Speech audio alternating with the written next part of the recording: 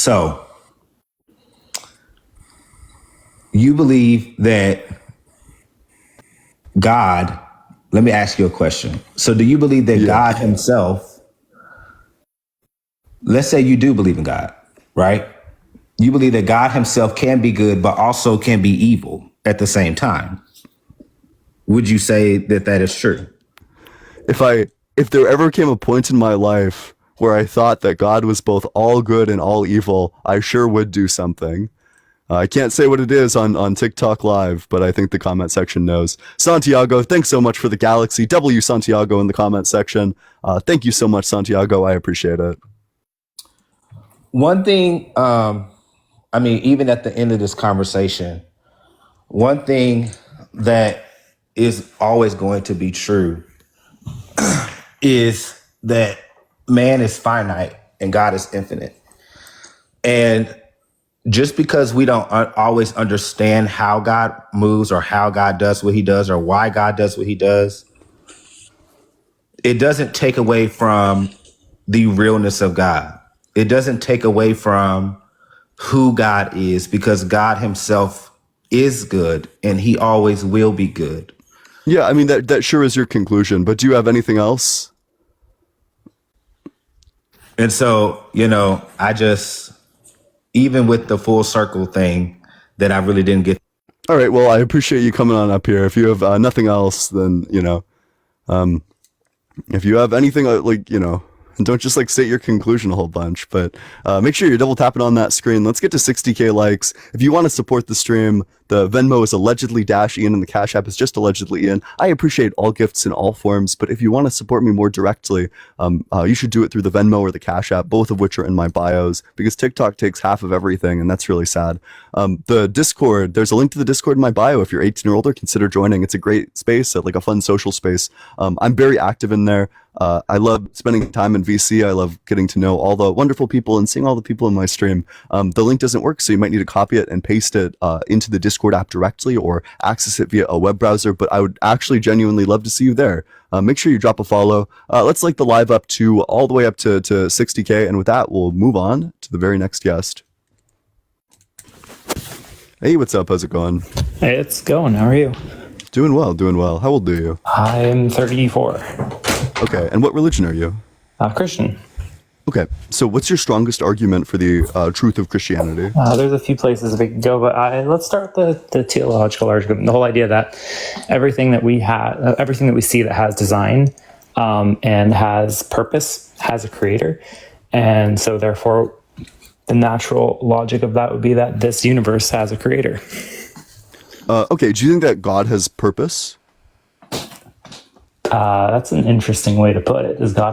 God just exists. I don't know if he necessarily has purpose. Oh, cool. Then I'd say that the universe exists. I don't know if it necessarily has purpose. So you basically just say then that the universe is the universe and that it always existed? Is that what your argument would be? Yeah, definitely. So then we would have that before the Big Bang, that infinitesimally small point or whatever. You would just have to concede and say, we don't know.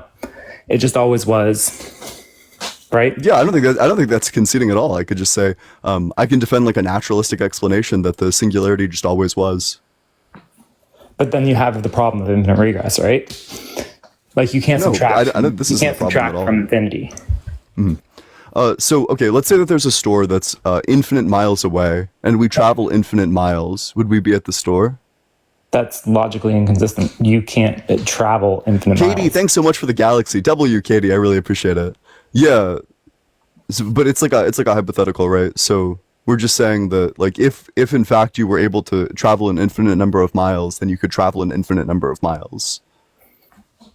But you can't have two infinities, is what I'm saying, because infinity by definition is something that's not reachable. It's infinite, right? What if it's two infinities, and why can't you have two infinities?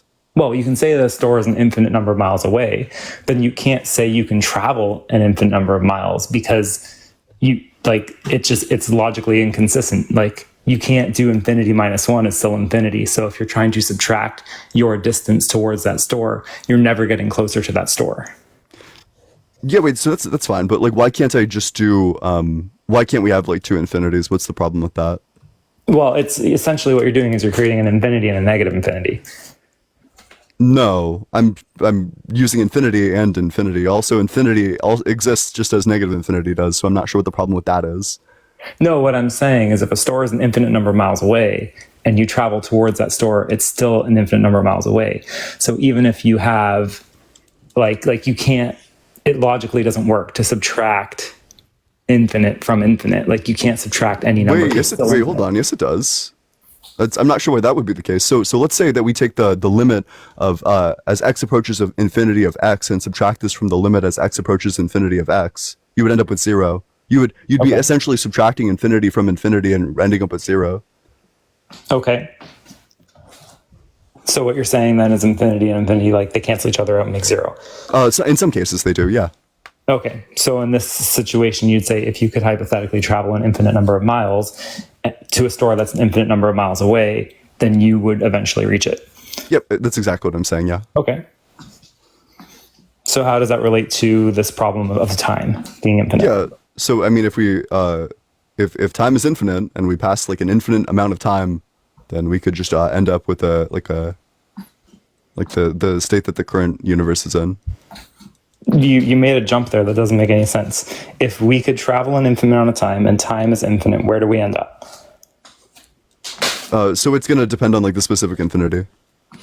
Okay, so help me understand that. Yeah, so infinities come in like different sizes, or at least that there's like going to be like you could still posit that like one infinity is a finite number larger than a different infinity.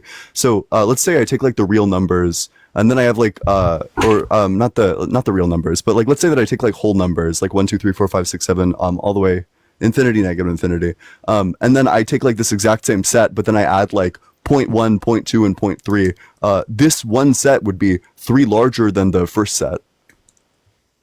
But it's still infinity.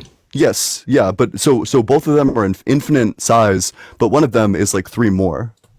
But that doesn't logically make sense under the definition of infinity. Infinity is infinity. Like you can't have a finite number associated with infinity. So let's say that we have like these 2 circles that are both like infinite in size, and then we add like 3 elements to this circle, like to the circle on the, what would this be for y'all, like the left?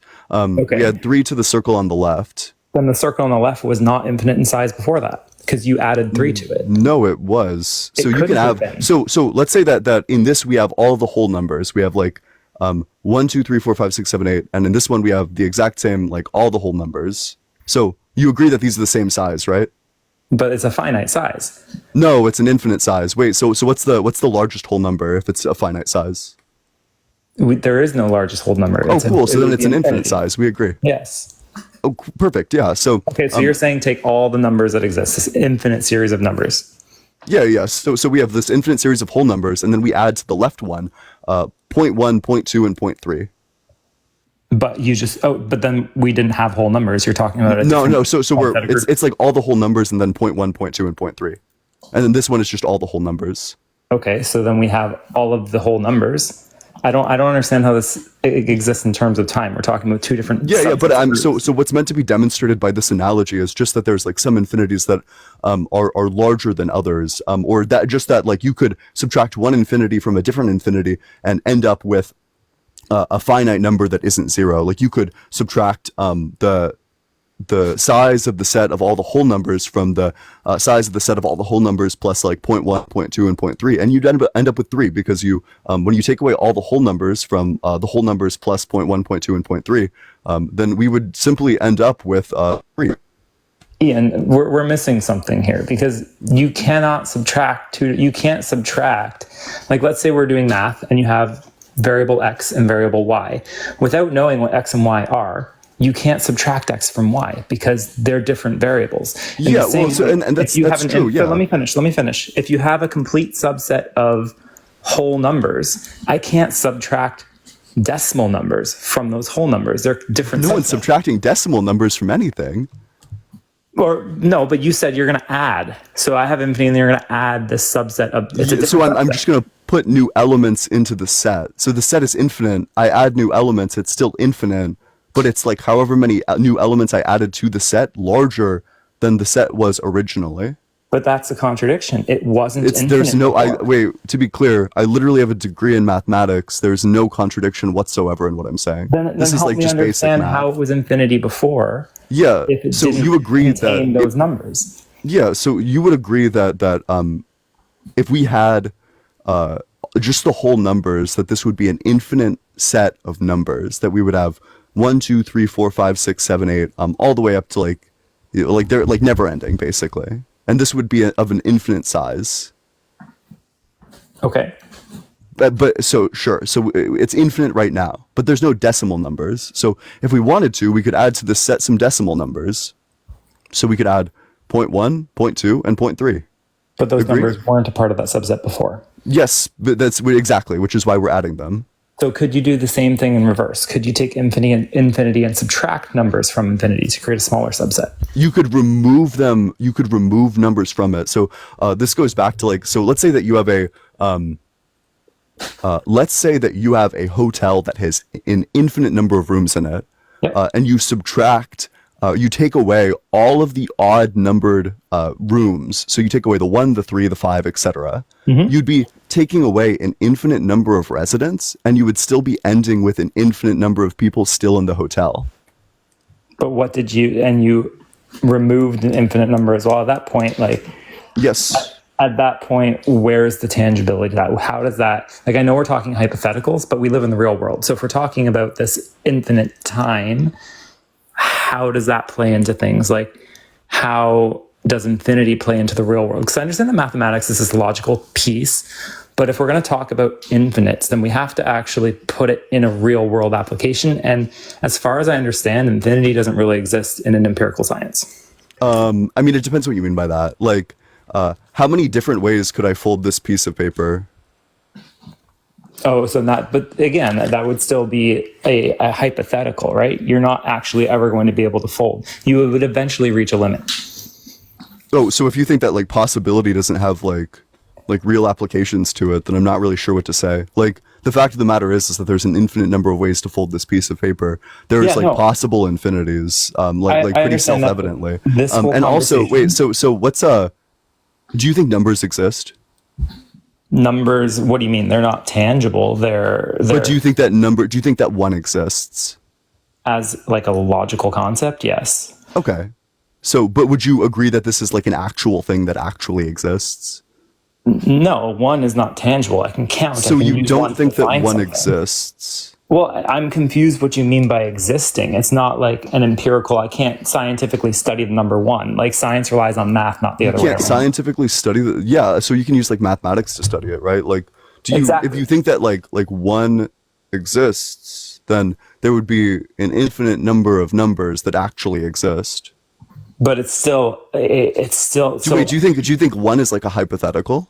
No. What I'm saying is there's different branches that we can study in. So, for example, right now, I want to talk about, we're talking about time. I want to talk about like empirical science.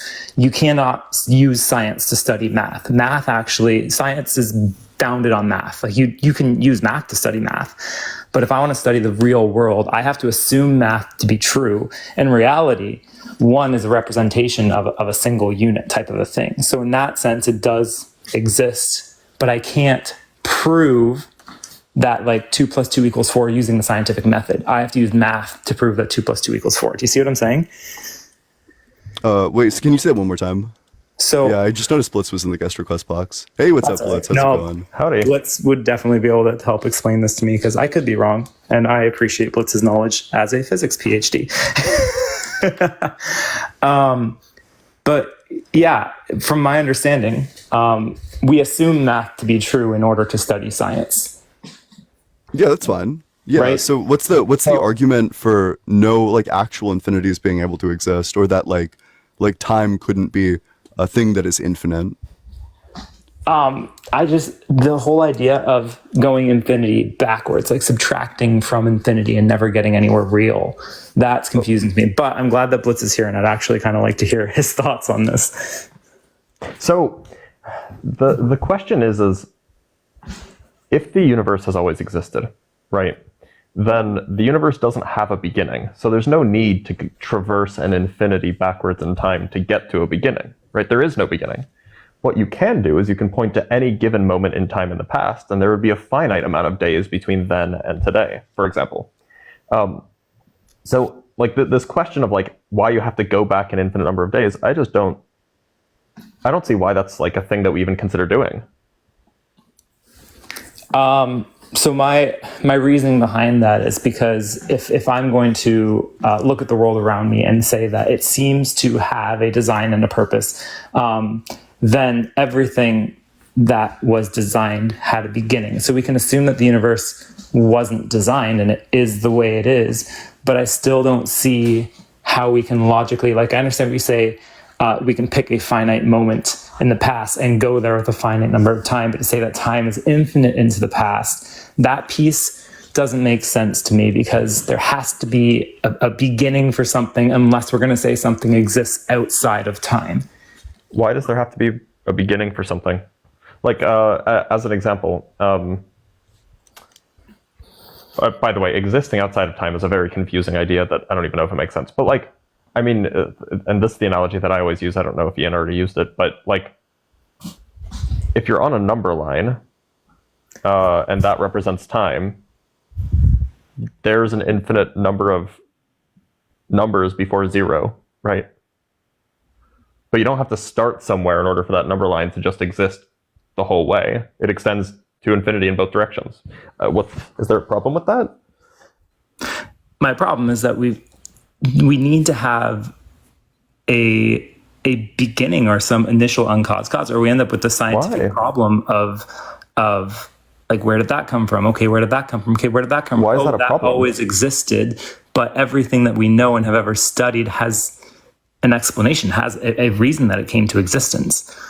Right. So it could very well be the case that you have an infinite chain of causes, but that's not itself contradictory. It just means that A causes B, which causes C, which causes C.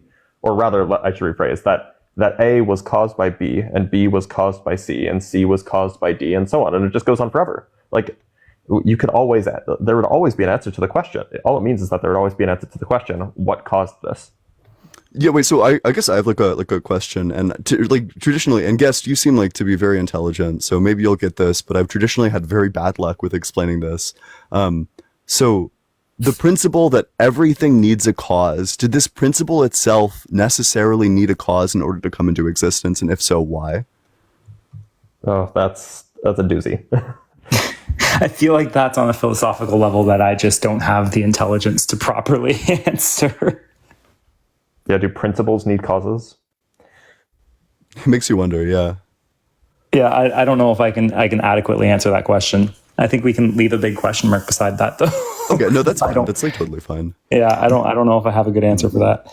By the way, a useful way of, I think with this what you were getting at, Ian, I don't know if you were doing this on purpose or if it was just an accident that you stumbled upon the idea, but there is a distinction between cardinal infinities and ordinal infinities.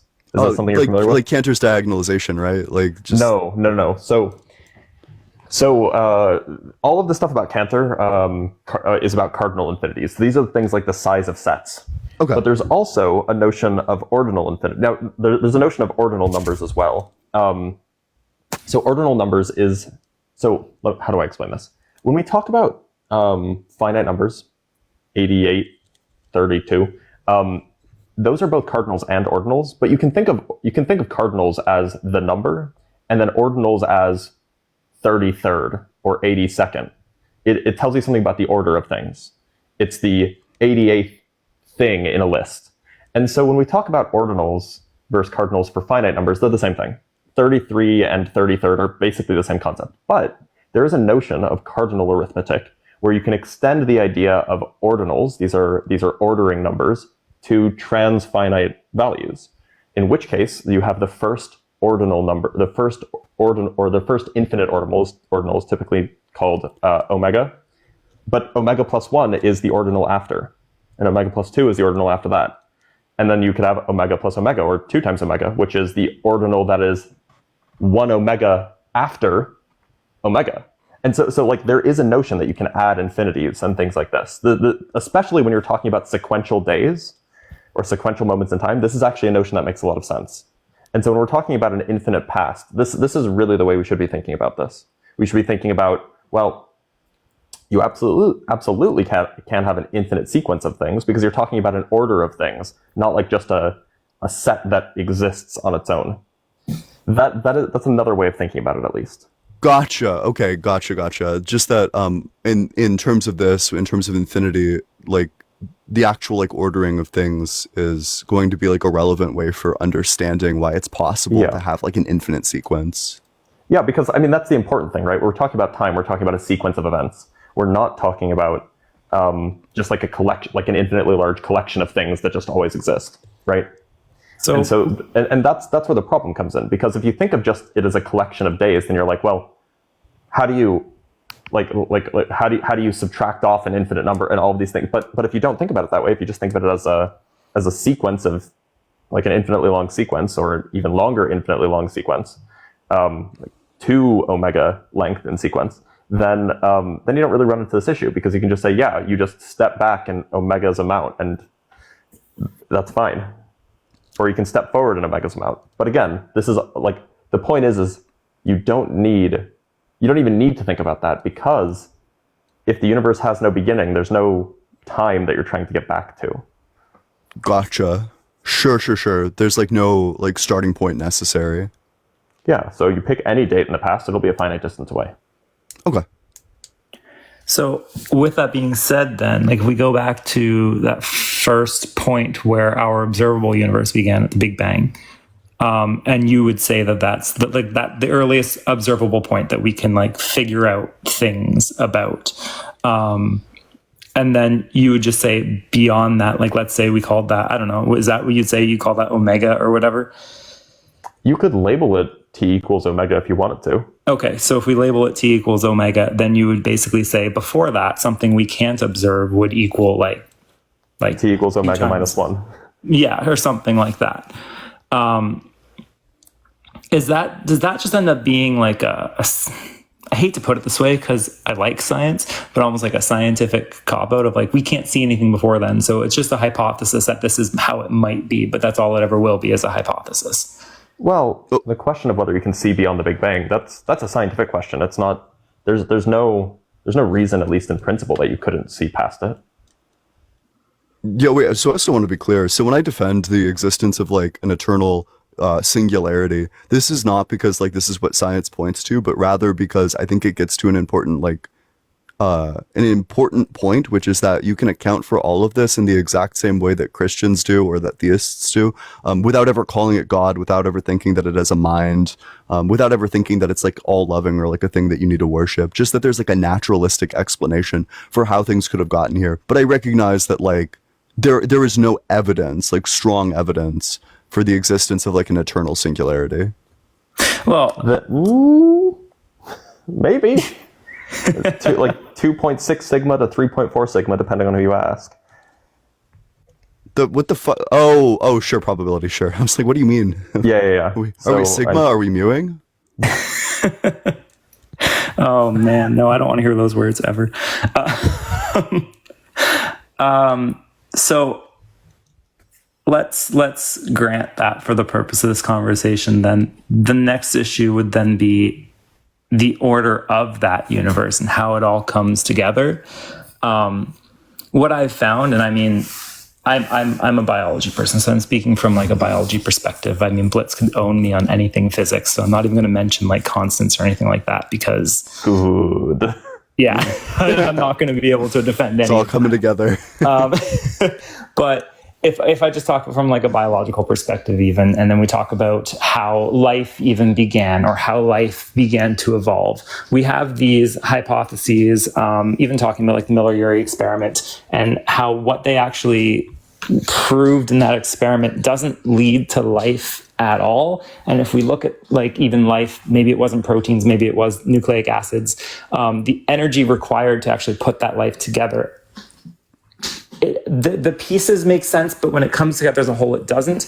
And then even with evolution, when we talk about these molecular clocks and how long it takes for things to mutate, the timelines just don't add up in a way that I can say that these biological processes happen without the influence of some greater outside power. I just want to say thank you to Samantha for the $5, by the way. Thank you very much. Okay, so I think what like if you're a biologist, I'm sure you recognize that the scientific method is not a product; it's a process. That Oh, of course. even if we don't know exactly how things came about, that doesn't mean that like we need to conclude that it was God. That do you think it's impossible that there was like an explanation for how all of this came about that's going to get straightened out over the next like couple hundred years? Probably in the same way that Dr. Blitz put his finger up when he said that it's impossible that God existed.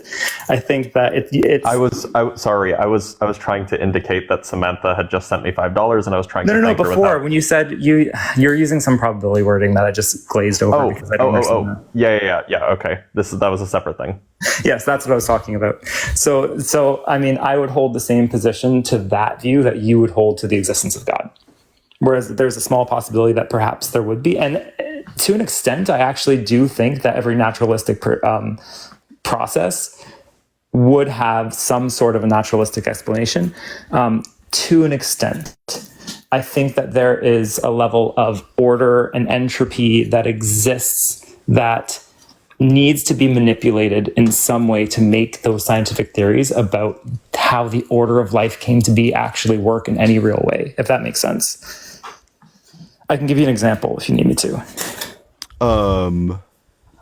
I'm not sure I understand. I guess like this sounds maybe just like special pleading. I'm not too sure what the argument is. No. Okay, so let me give you an example. So if we're talking about, let's forget abiogenesis because that's more chemistry than it is biology. But if we have our first single-celled organism and we actually look at the number of genes required to have a process, like an actual living cell, I think it's something like 42 or something like that. And then we look at some of the most gene heavy, I guess you could say, organisms that exist today. Or let's just look at the human genome where we have, I think, something like 30 to 40,000 genes. So in the evolutionary process, not only do we need to have mutations to change those genes depending on the purposes of those organisms, but we also need to add genes. And yes, there are mechanisms in evolution to add genes, but if we individually measure the rate at which these mutations happen, and we give it the benefit of the doubt every single time, we still don't have enough time, given our evolutionary history timeline, to account for the number of genes and mutations that would have need to have happened to get us to where we are. The only way that it makes sense is if we beat the stats and if probability was completely thrown upside down. And I would say, because you can't prove God using science, but if I say that the odds and probability is being beaten regularly every single time, that would suggest to me that perhaps there is a God that exists. Okay, so I think that there's a different explanation other than just like, well, we just like beat the we just like beat the odds every single time. And it's like kind of the one that you're using, but I think you use it to arrive at a conclusion that I don't agree with. It seems like a different explanation is that perhaps there's like an unknown mechanism that could result in like the addition of these genes if what you're saying is true. I'm not sure why this unknown mechanism would need to be supernatural rather than like a natural mechanism that we could discover sometime in the future. And that's a fair argument. And honestly, I can't, like, for somebody with a purely naturalistic worldview, I can't then go say, no, you're wrong, it has to be God. If I'm going to grant, like, my belief in God based off of these observations, I'm going to have to grant someone else's belief that it's a naturalistic mechanism. Like, I can't, with any sort of integrity, claim to do one and not the other. So, but at the same time, when I just study the things that I know and I look at the science and how it exists, I don't really see how that's even possible. And it's part of my belief in a God. Like, there's other things as well. I stick with naturalistic things on these lives a lot simply because the people I talk to have naturalistic worldviews. But at the end of the day, like, I can't prove that God exists from a scientific lens because science studies the natural, and God by definition is outside of the natural. Right? Well, yeah, and like that's fair enough. But I do think that so we get into a point where we have to use like one recent trend in philosophy of religion that I really like is stealing from philosophy of science about what makes a worldview good. So given that you and I, like, you can explain phenomena, like every phenomena under a supernatural worldview, and I can explain every phenomena under a natural worldview. So But I given don't that, know like, that they're mutually exclusive. Like yes, my yes. personal belief is that God created the natural, and so we can actually study how God works through the natural, and those naturalistic explanations are perfectly valid. Yeah, exactly. No, that's exactly correct, because supernaturalism. So naturalism believes that the only entities that exist are natural, the only causes that exist are natural, the only properties that exist are natural. Whereas supernaturalism believes in all three of these things, but also believes in the existence of, or I'm sorry, they don't believe in all three of those.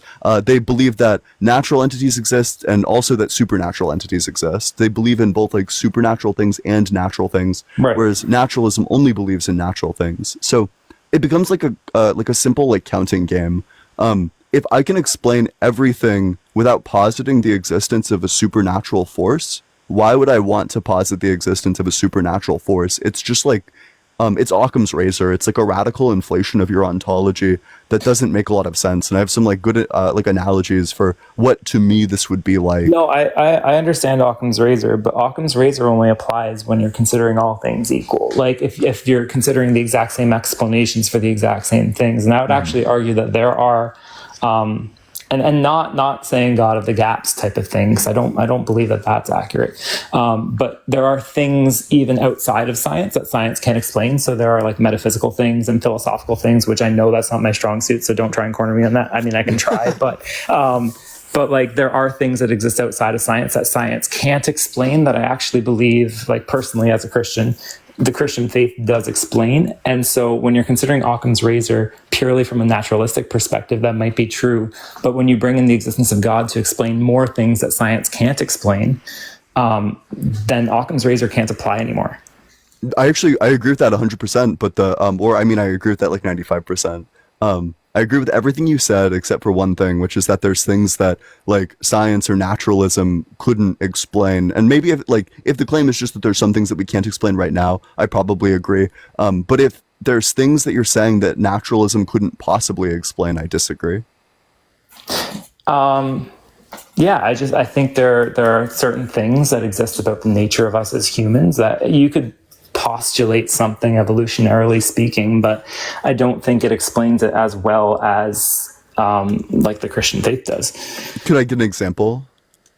So just the human condition and why it's so easy for us to do bad things as opposed to do what's right, even though through evolution and social creatures, you would say, well, doing the right thing is the good thing evolutionarily speaking. So why wouldn't we always do the good thing? We have a tendency to do the bad thing. Like you don't have to teach a 3-year-old to do good or to do bad. Like they just naturally do.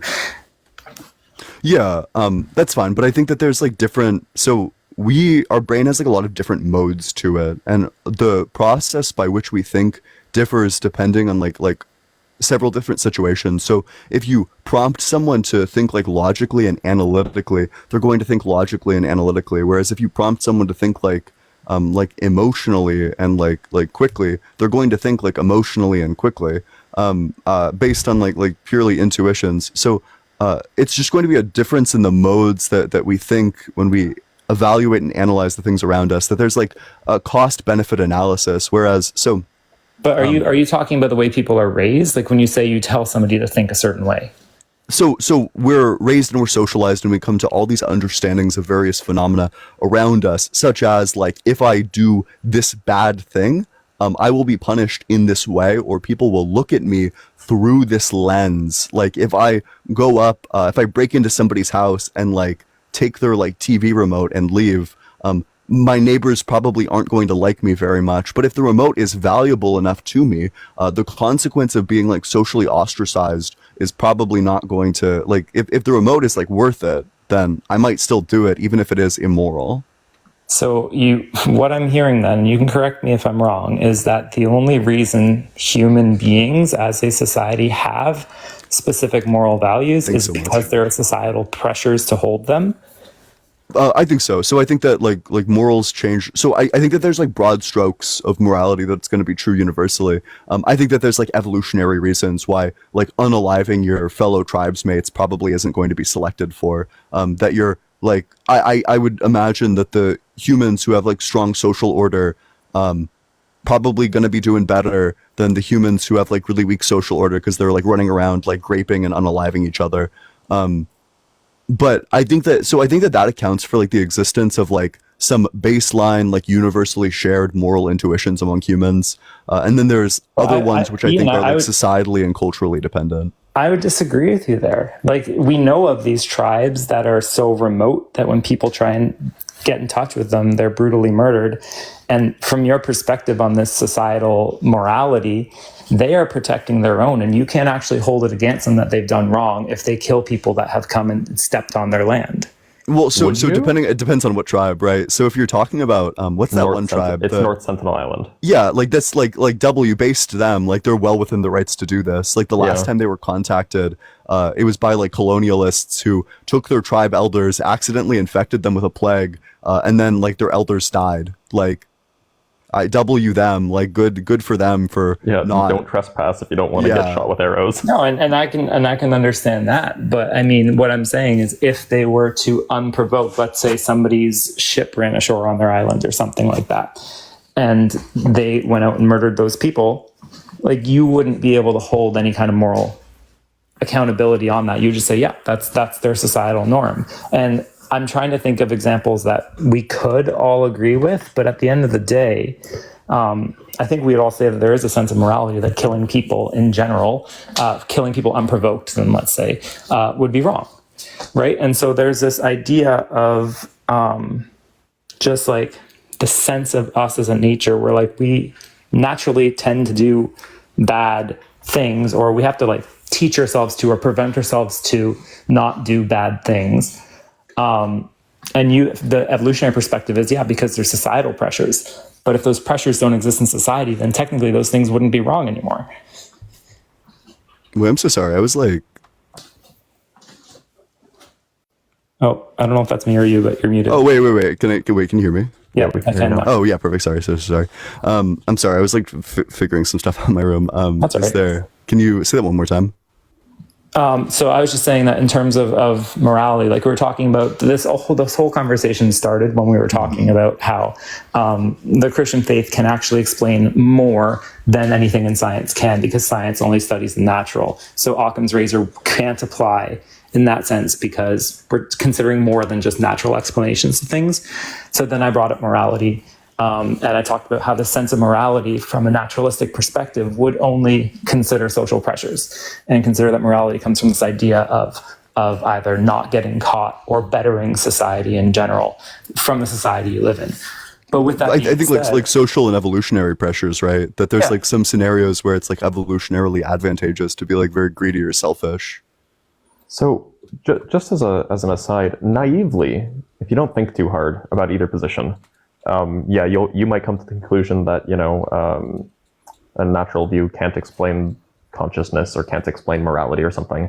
And then on the other side, naively, again, if you don't think too hard about it, a naturalist might say, well, a supernatural view can't explain evil, for example, or can't explain suffering, things like this. But both sides are going to come up with potential explanations for those things.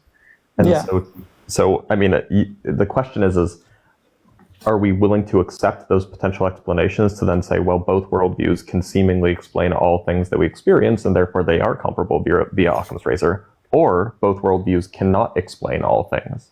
It would seem unfair to say that one worldview can explain all things and one cannot, when we can come up with counterexamples all day. That's fair. But I mean, at the end of the day, if they're not comparing the same things, then Occam's razor doesn't necessarily apply. I'm just not sure what the thing that isn't capable of being explained under naturalism is. I mean, I would still argue that it's just the nature of human. I mean, if I say soul, now you're gonna have to talk about what a soul is. But yeah, I'd flat reject the existence of a soul. Yeah. Yeah, and you would, because you're a naturalist, right? Yep.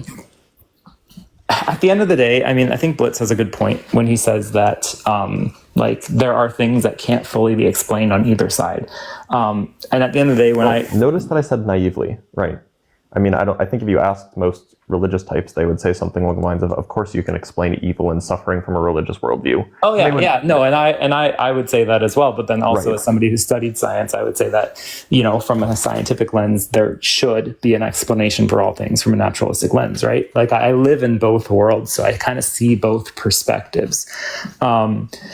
But I don't know. I hop on here and I see this lie that says God isn't real, and I don't know that we have evidence or lack thereof to say definitively that God isn't real. I'd much prefer somebody to say, we don't know if God is real. And if you want to believe in God, great. And if you want to believe and then I have reasoning for why I believe that God is real. I think that reasoning is valid just as much as you have reasoning why you think it wouldn't be. I just don't think there's any logical reason to say God definitely doesn't exist. No. Oh, sure. So I mean, my logical counter argument is the problem of free will and omniscience. I don't think that it's possible for God to both be a being who is knowing all things, like infallibly, and also has the ability to choose to do otherwise. So I think that like either God knows exactly what he's going to do, which means that if he knows exactly what he's going to do, he can't do anything other than that, which means he doesn't have free will. Or he does have free will, which means that he never actually knows exactly what he's going to do, because there's always the possibility he does otherwise, which means he's not omniscient. That's an interesting way to put that in terms of free will, though. Like if I am like looking at my wife and I give her two options of what to eat, and one of those options I know has food she doesn't like, I know what she's going to choose, even though she still has the free will to choose that. So I don't know that line of thought is necessarily accurate. If God knows everything, then he knows what he is going to do. I would rather see it as he knows everything and he steps outside of all of that and is able to interact with and integrate with those different things through his own will. Like, I don't know that free will necessarily fits the same definition with God as it does with us, but then that sounds like special pleading. So I've never thought about that way. Yeah, okay, wait. So I guess, like, do you think that God has free will in the same sense that we have free will? When you say in the same sense that we do, that's what makes me want to like intuitively just stop and think about it. Because like instinctively I want to say yes, of course. But he also is a completely different being with a completely different way of thinking and thoughts than we are. And so I don't know how to evaluate that. Kate, thanks so much for the $5 on Venmo. W Kate in the comment section if anybody else wants to support the stream. The Venmo is allegedly -Ian and the Cash App is just allegedly Ian. I appreciate any and all support. Kate, thank you so much. I'm sorry, could you say that one more time? I'm just conceding that I don't know how I would actually evaluate or link those two, because we're two different beings essentially, and the way that we think is different, and I don't actually know. There's also, I mean, I've actually never thought about that argument, Ian, so I'll have to incorporate that into mine. But the argument that I usually give is, again, a logical argument, is a problem of atemporality. If we say that God is a mind that exists outside of time, and if something exists outside of time, it's unchanging, but action requires change, and so God can then not take actions. But we also believe that God can exist. Like, is it possible that there is a dimension of time that God exists within? Yeah, for the sake of argument, that's outside of our God existence of time. God time. People bring this up, but then God didn't create that time. Right. So then God didn't create everything. It's difficult because, I mean, how can you describe something that you can't actually observe or look into? And it ends up being this kind of cop-out answer. I understand that, of like, oh, well, it's out there and you just kind of have to let it be. But I don't know. I think that there's this idea that God exists, like, I don't know, is it kind of like this is a terrible analogy, but this is just the way my brain thinks, kind of like a Doctor Who style thing where like he can hop into different points in time and travel. So he exists technically outside of time, even though he's still inside of time.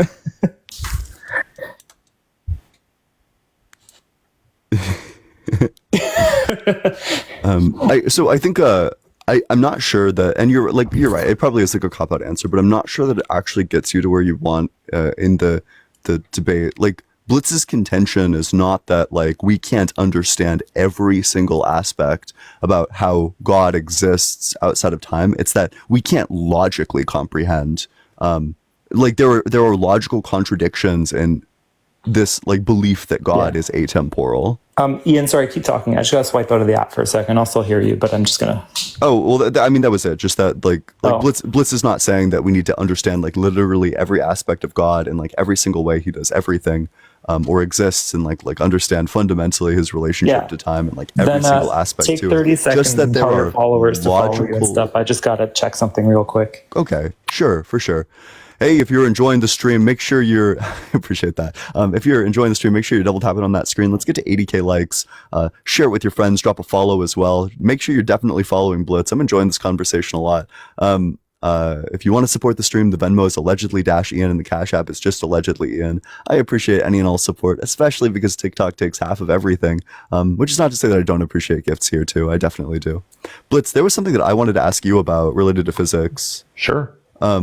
So I was watching an Alex O'Connor debate, and one of his responses to the like principle of sufficient reason, basically the idea that like every single thing needs a cause, was that I think like electrons, like half of electrons will have like an upspin and half electrons will have like a downspin, and there's like no real reason for why that's the like why an individual electron maybe has that.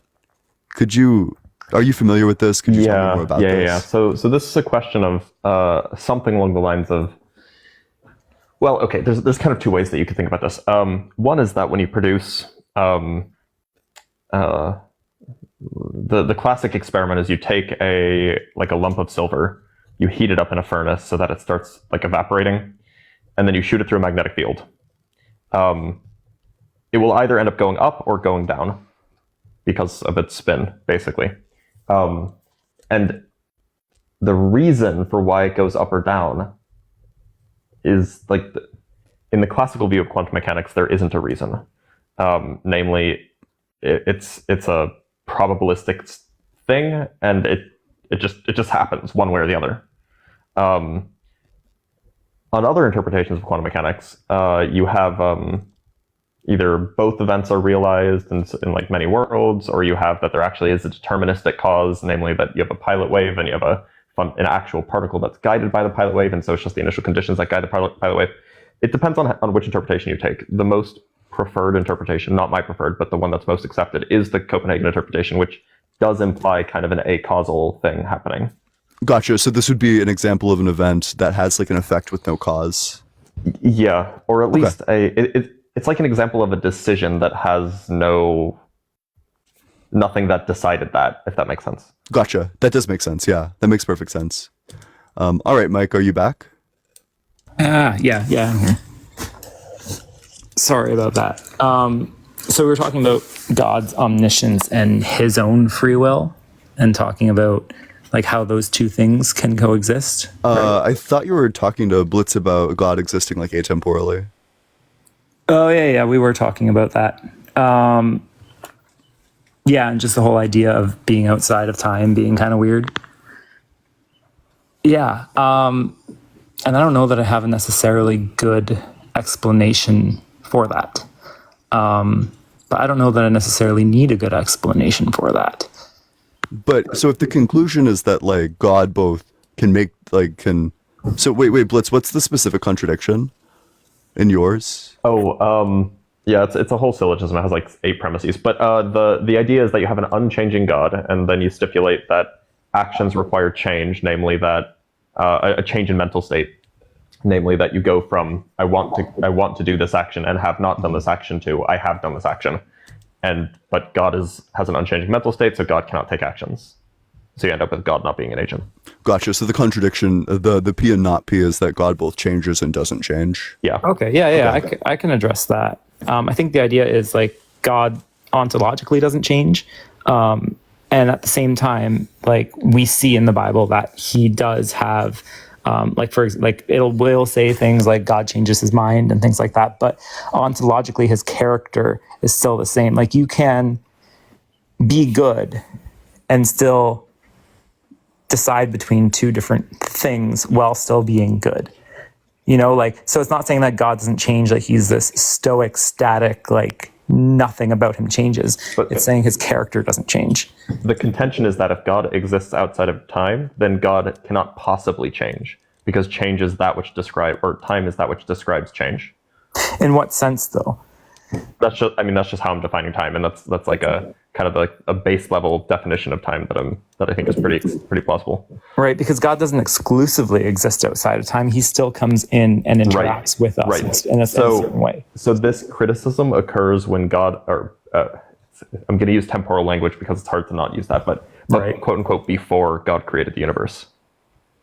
Sorry, namely. Yeah, Blitz, if you want like an easy way to explain this without temporal language, then you can just differentiate between like points of causation. Like surely most theists agree that God does different things at like a different point in causation, that he caused the existence of the earth before he caused the existence of like humans. Oh, okay. Yeah. So what I'm imagining is there's some timeless existence that God has, and then God somehow takes an action while being in that timeless existence. That seems contradictory to me. I mean, the way I see it, and there might be flaws to this, because I think an analogy is, that's how I make sense of the world around me, is if God were to see existence almost in like a movie reel type of thing, more complex than that. But this whole idea that he can then enter into that, make changes, and zoom back out and see how that's kind of butterfly affected its way through existence. Does that kind of make sense? Yeah, but that only works if God has his own God time. That's kind of like above our time that God exists and whether or not that even exists, I think it's impossible to really say or even argue. You know, like but how would you argue that? If it does exist, then there's something God didn't create. In terms of basically, I'm pushing back the whole infinite time thing just back a step. So he may not have created it, but you're saying there might be a realm that he exists within that he didn't create. Right. Yeah. And I mean, I see that, but I don't know that we necessarily come to a point where like if everything, and it goes back to the whole thing with the universe as well. And that's why I kind of conceded on that, where it's like, if everything has to have a cause and you're saying there's this infinite chain of causes, like where do we ever stop? And so I think at some point we, in a conversation, just need to kind of admit that at some point on both sides, naturalism and otherwise, that there is something that you just kind of have to throw up your hands and say, we don't know, right? Like we don't know like how the universe came to be, or we don't know if there's a realm that God exists in that was created or not created. Like, and I don't know that we can necessarily argue those in any meaningful way. Maybe, but then it leads like directly into Occam's razor, where it's like, okay, so we have all these things that we can explain like more or less at the same level, which I probably wouldn't grant. I think that there are like things that make theism like probabilistically just much less true. Things like the problem of evil, things like the contradictions that Blitz is pointing out. These things make it like much less true. But let's say that they're at like the exact same footing. Occam's razor would still dictate that we prefer atheism to theism. And I would agree with that, but then I would disagree that they're on the same level. Like I would still say that the opposite direction. Yeah, I know. I disagree. The third direction, because I reject bivalency. W. Yeah, I'll take that. I actually really appreciate Blitz. I appreciate having conversations with you. I never pop up on your like God is a myth lives because you intimidate me. I promise I'm not scary. No, you're not. You have so many physics knowledge things that I'm like, physics is the science I avoid because it's too complicated. That's what my mom said. No, but if you wanted to go down the problem of evil, like we could talk about that. But I know I've been on here a while, and I want to get my. Sorry? Oh, I was just going to say, I probably will move on to the next guest because we've been talking for. Yeah, I was going to say, I got to get my day going anyway. So I appreciate this conversation, though. This is a good conversation. So thanks. Yeah, me too. I dropped you a follow. I appreciate it. Thanks so much for coming on up here. Yeah, I already follow both of you, so I can't drop you a follow, but I'm going to keep listening. Yeah. Appreciate it. All right, take care. Yep. All right, bye-bye.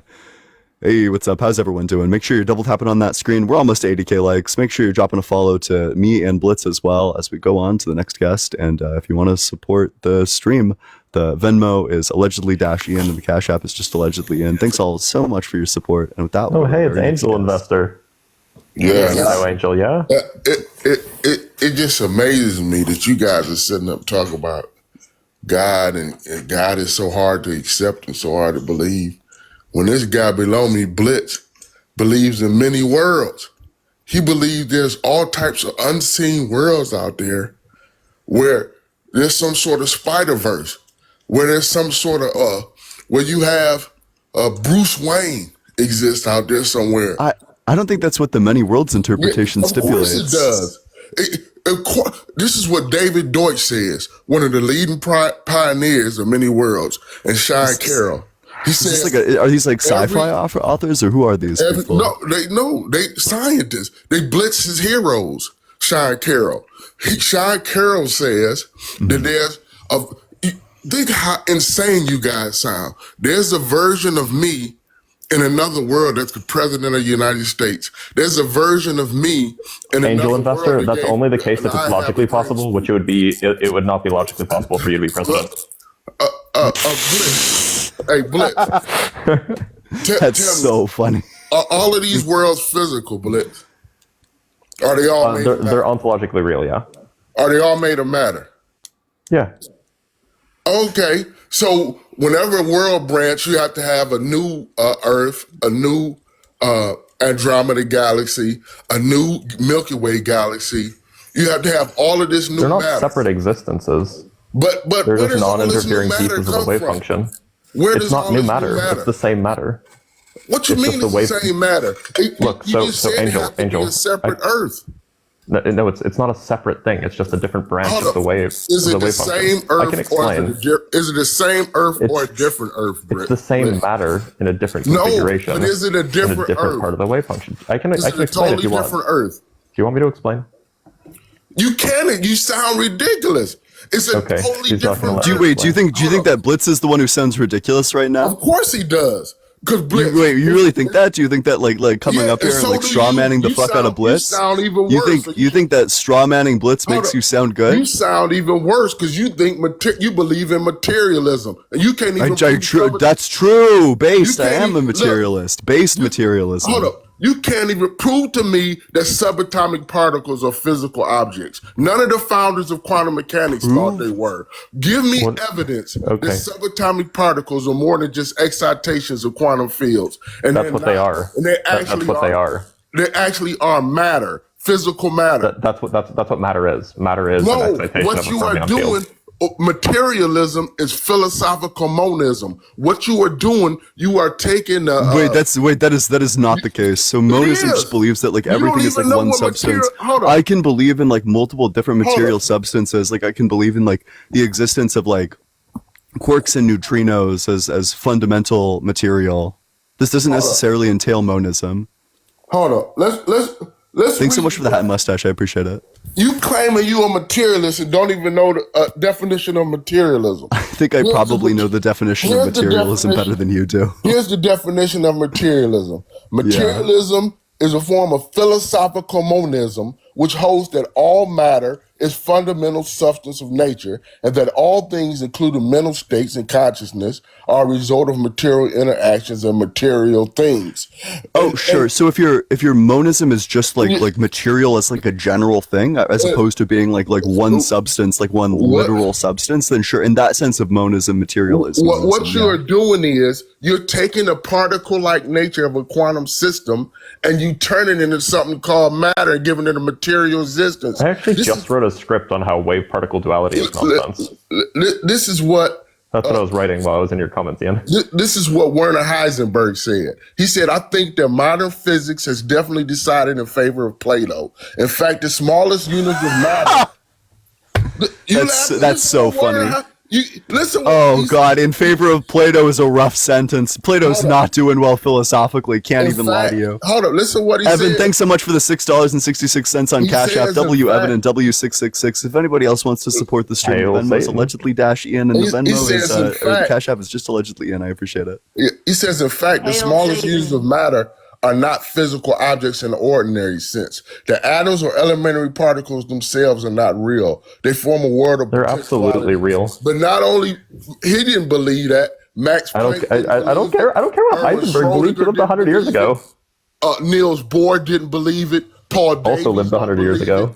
believe Yeah, it. wait, There's is there also anybody else with like a disproven model that you want to cite, or Hold up. You said what? is there anybody else with like disproven models that you want to cite? What you mean disprove? Heisenberg is not disprove. Are you nuts? No, it's just his philosophy is outdated. No, it's exactly right, because Paul Davies just wrote a book. Physicist Paul Davies just wrote a book called The Matter Myth, and the first chapter I've met Paul Davies, is dude. The Death of Materialism. Like him and John Gribben. And you got published papers that say no evidence for particles, that say there are no particles, only fields. There's all sorts of published papers. Angel, you are stuck. Angel, the statement that there's no particles, only fields, that is not in contradiction with materialism. Look, you are stuck in that particles like the accepted science is that. Angel, please don't interrupt. Are you gonna let me answer it all? You're talking about God. And you no, he's not. Okay, I'll just talk about him. Wait, can you tell me which Platonic ideals? Can you tell me which Platonic ideals are proven true? Wait, I'm sorry. Yeah, Blitz, you go.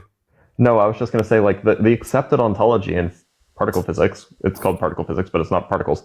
Is that everything is excitations and underlying fundamental fields, both fermion and boson fields. Fermion fields are what we call matter fields. Boson fields are what we call force fields. This is not like you're not throwing something new at me. This is consistent with materialism. No, it's not consistent. You even have a thing. Go look at Blitz. He has a video called Quantum Ontology. Thanks so much, Princess Leia, for the heart. I appreciate it. He's just lying on here. He even questions if particles are real. No, wait. I don't think particles are real. I don't think particles are real. I question. Video. Angel, do you want? Wait, are you actually going to let me respond to this or not? Angel, look. So the point of that video was to illustrate the fact that with currently accepted science, the best case that we have for ontology is quantum fields. That quantum fields are kind of the bottom level that we have access to. However, I question whether that's truly the bottom level or if there's something more fundamental than that. That's the question, and that was the point of the video. The fact of the matter is, Blitz, everything we do know. Gravity bends. Thank you for the $100. Holy shit! Thank you. We know that everything. Gravity bends. W Gravity bends in the comments. And huge W. I would rather listen to Heisenberg than listen to some guy who thinks we live in a Spider-Verse, who thinks we live in Everybody thinks that we live in the Spider-Verse if you zoom in enough, dude. Every single physicist. Every single physicist. Every single physicist with the exception of 6%. Blitz. No, answer the question. Every single one, Angel. Is the wave function physical? I think so, probably. Well, you don't know. So how do you know there's parallel worlds? I'm willing to be wrong if the evidence comes out. If the evidence comes out against it, Angel, I'm willing to be wrong. That's all I'm saying. Think how silly you sound. You're talking about worlds, and you don't even know. Literally every physicist thinks this. Every physicist thinks this. If you're talking about electrons, the only thing the difference. No, every physicist don't support this. The only difference between what I think and what every physicist thinks is that I think that what applies to electrons also applies to people and bigger things you too. Sound ridiculous. Even Stephen Hawking said it's an embarrassment. It's an absolute embarrassment. You think that there's a world out there for every little quantum interaction because you can't get around the fine-tuning of the universe. So you have to live out This has nothing to do with fine-tuning, bro. Yes, it does. No, that's the reason. Wait, bro, what a crazy pivot to fine-tuning. That's why many worlds has nothing to do with fine-tuning. You're talking about multiverse. The multiverse is an explanation for fine-tuning. Many worlds doesn't explain fine-tuning at all. Don't you know that Blitz, the reason why they have the many worlds and all these false vacua and all these cyclical universes is because of the fine-tuning of the universe? Blitz think there's some galacticus wave function that just branches off and makes worlds for no reason. Yeah, that doesn't explain fine-tuning. That's an unrelated question. He talks about God as a myth, and he believes in all these unseen worlds. He's sound ridiculous. Do you believe in gravity? Listen to this. Wait, Angel, do you believe in gravity? They are so. Do you believe in gravity? Gravity might exist. Yeah, gravity might exist. It could be an emergent property. Well, yeah. Well, this is like the exact this is the opposite of this. Like, if you don't believe in things that are unseen, then you have to make crazy statements. Like, well, you're not sure if gravity exists. Like, do you understand? There's people questioning if gravity is an emergent property or a fundamental force. But I'm asking you if it exists. Hold up. Do you understand that? I don't care about these. I don't care about these tangential facts about gravity. I'm asking if gravity exists. You're showing your aloofness. Do you Wait, understand what- you calling? Well, maybe if you keep on You like sound using ad delusional. homs, no one will notice that you're not answering the under- question. Blitz, will you tell him that Big they aren't pivot back. Wow. What- You can't what even you- answer the question. Do you Blitz. think gravity exists? Evan, thanks so much for the I just- $6.66 on Cash App. W Evan in the Yeah, comment I section. just said- W666. It's either a fundamental force or an emergent property. It's That's So not you the do question. wait, but The so question you is think that still it out. exists? Yeah, but I don't know in what form. Whether Perfect. it's So a the fundamental force- question was just, does it exist? So if you think that gravity exists, It then exists you in believe some in things that are unseen. It exists in some form. Yeah, but Yeah. so then you believe in things. You believe in things that are believe in things unseen. that- listen, unseen that can be measured. Unseen that can be measured. When you talk about many worlds, these unseen worlds of Blitz is silly. Unseen Angel, do you think worlds that can't quantum be measured. superposition is real? Blitz's unseen worlds can't be measured. Do you think that He quantum just wants to superposition is grandstand. He's real? not going to answer. Hold up. Do you think that quantum superposition is real? Yeah, and I think Bayesian, Okay, that's all many worlds is. Many worlds is just quantum but superposition. That's all. I think Bayesian interpretation has a better explanation for superposition. Okay, I mean, look, cubism is like, it's fine. I'm not super convinced by it because it seems to put primacy on like the human understanding, and it seems like it's suggesting that the universe is fundamentally unknowable, which kind of goes against the whole scientific endeavor. But if you want to take that position, you can. I mean, the point is, does it produce a testable prediction that we can use it to distinguish from other models? But it's just as good as many worlds, because what you're saying in many worlds interpretation is that there's some physical. We don't even know if the wave function is physical. There's a paper out that says the wave function is real and non-physical because of counterfactual quantum cryptography. Right. Can you explain to us what counterfactual quantum I quantum was about communication to is? ask you, do you know what that is? Why that would be the case? No, I actually looked at the Counterfactual paper and it seems quantum incomprehensible to me. What? Either I'm just stupid or the paper was very poorly written, because I actually looked at the paper after you mentioned it and it's incomprehensible. No, it's not it's based on I mean, I read it. Like, I wasn't clear what their argument was. But counterfactual communication has been tested in experiments Right. confirmed. I'm aware of that. Their over and argument, over their again. argument of reality but non-physicality. That That argument makes was perfect sense. it was either because poorly you written. sending information on the way. You It was either poorly written or I'm just stupid. Particle. It's one of those two. You shouldn't transmit information without the transmission of a particle with counterfactual communication. Wait. Why do you look? So if you don't transmit a particle, that doesn't mean that the wave function can't transmit information. That's the whole business, right? If you have a real wave function, you can have a physically real wave function that can communicate without actually particle interactions, right? No. Why is that a problem? If the particle doesn't interact with the event, The point of the many matter worlds is- is that the particle isn't hold on. fundamental. The It's point of the the wave matter function that's is- fundamental. the point of the matter, the particle never interacted with the event. But the point I'm making is that there's people who don't agree with your magical many worlds. They don't. Yeah, believe there are. Many worlds is just the second most popular they interpretation don't of quantum believe- mechanics. That's true. They don't believe Bruce Wayne exists out there in Gotham City and the Joker out in some many world. David Deutsch, one of the top proponents of many worlds. Angel, your strawmans and your hyperbole is it doesn't make you look better. It said every David Deutsch. Listen to what David Deutsch said. Wait. I just want to clear Blitz. So the many worlds interpretation is just that like every time there's like a superposition collapse, there's like a different world elsewhere where the superposition had like the different collapse. Is that except it's not elsewhere. It's here. Oh, I think I probably just don't. So understand. it's the point is that okay. So I mean, I can explain. It's fairly straightforward if you understand quantum mechanics at this microscopic level. The idea is thank you for the train, by the way. The idea is Damn, something Blitz like got this. a train ran on him. Oh Let's yeah. go. Oh no. The idea is basically that like we look at electrons and we see that electrons are in a superposition of up and down, and we don't have a problem with that. Like it's weird, but we don't have a problem with that. And so the only stipulation of many worlds is that when you interact with an electron that's up and down, rather than the electron wave function collapsing for some mysterious unknown reason, you just become entangled with the up state and the down state. And so that causes a branching. There's one piece of you that's entangled with up, one piece of you that's entangled with down, and now you're in a superposition just like the electron was. That's it. Interesting. Gotcha. So So many worlds says that in this it's a ridiculous thing. That's wait. So I just want to be very clear. Like, many worlds isn't saying that like fucking Spider-Man exists. Yes, it is. David Deutsch. It's logically possible. Hold up. So you would hold that it's like, if it's logically possible for Spider-Man to exist. If it's logically possible, and that's a state that can be reached by via the Schrodinger equation. That's my point. Why listen to Blitz? Well, Why so listen to be Blitz? clear- Oh, wait. So it would necessarily need to be the result of like a wave function collapse. Not a wave function collapse. So It's it must be that corresponds to. Okay, I have to get into lingo. It must be the case that whatever state you're investigating, it has to correspond to a.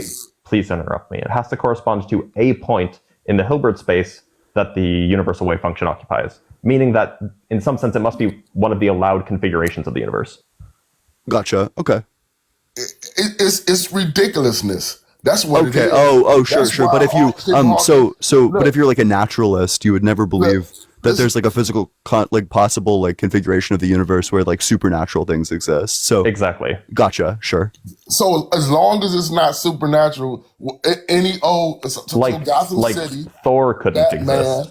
and There the is no Joker Thor. exist out there in Blitz's world. Blitz believes that Spider-Man and Batman. No, because Spider-Man is magic. There's magic involved with Spider-Man. Okay, not Spider-Man Spider-Man. breaks the laws of physics, which means that it's not in the last state. Miles Morales exists out there. Peter Parker. Yeah. Dude, exists out there. you know that there's probably a person named Miles Morales in the real world, right? Out there. He got There's and without a this is all doubt based like on- several hold people up. named Clark Kent, by the way. And this is all based on some sort of universal, sort of galacticus wave function. There's No, nobody. it's literally nobody just has ever based on, detected. oh, well, we see electrons nobody behave this has way. ever We see detected- atoms hold up. behave this way. We see Nobody molecules behave has this ever way. detected Why this wouldn't bigger universe. things behave this way? That's all Hold it's up. based on. Hold Wait, up. When so, has- Blitz- When has this universal wave function ever been detected? Wait, Blitz, I have a question. Wait, so does it need to be logically possible or physically possible? Physically possible. Gotcha. Okay. It's a silly theory. It's absolute. Okay, and if well, you- that- Wait, do you have a critique that's like you better know than what like just Sean Carroll- mocking it, or? Why shouldn't I mock it? You sit up here and try to mock Yeah. God, and you believe in unseen, silly universes. Why shouldn't I mock? So, I mean, that's not what I believe, but also like this Why- doesn't seem why like a shouldn't crazy I mock? interpretation to me. Why shouldn't I mock silly Blitz's point? Yeah, because Anyway, mocking isn't an look, argument. That's why you shouldn't mock It's it. also the minimal interpretation of quantum mechanics. It is the it Occam's goes razor against- interpretation. It goes against quantum mechanics. You dusted it off from everything. No, it's literally just what happens when you have Schrodinger's equations, and that's it. doesn't. Then you get Because many even worlds. Sean Carroll said in the interview, well, the main problem with many worlds is that we can't explain where the probabilities come from. Yeah, this is called. Well, so Angel, hold on. So if you listen to that interview, he will say things like, "Yeah, we're not really sure yet, but there are good arguments that you can use decision listen, trees in order to That's explain the the whole- probabilities." look, Like the whole- Angel, have you actually read Sean Carroll's book? Listen, the whole. Have you read ball Sean Carroll's game- book on the matter? I read some of his book, but not all. Okay, of it. so have you read Something Deeply Hidden? I read some of his book, but not all. Okay, of it. so in Something Deeply Hidden, he has a chapter where he goes over one potential way that we can recover the Born rule. This is the whole wave function relationship to the probability thing. For those who don't know, he gives an argument for how one way you might reconstruct the Born rule just from decision trees. So it's not known. We don't have a definitive answer as to how you might reconstruct probabilities given many worlds, but there are proposed explanations. We just don't know which one's the right one. The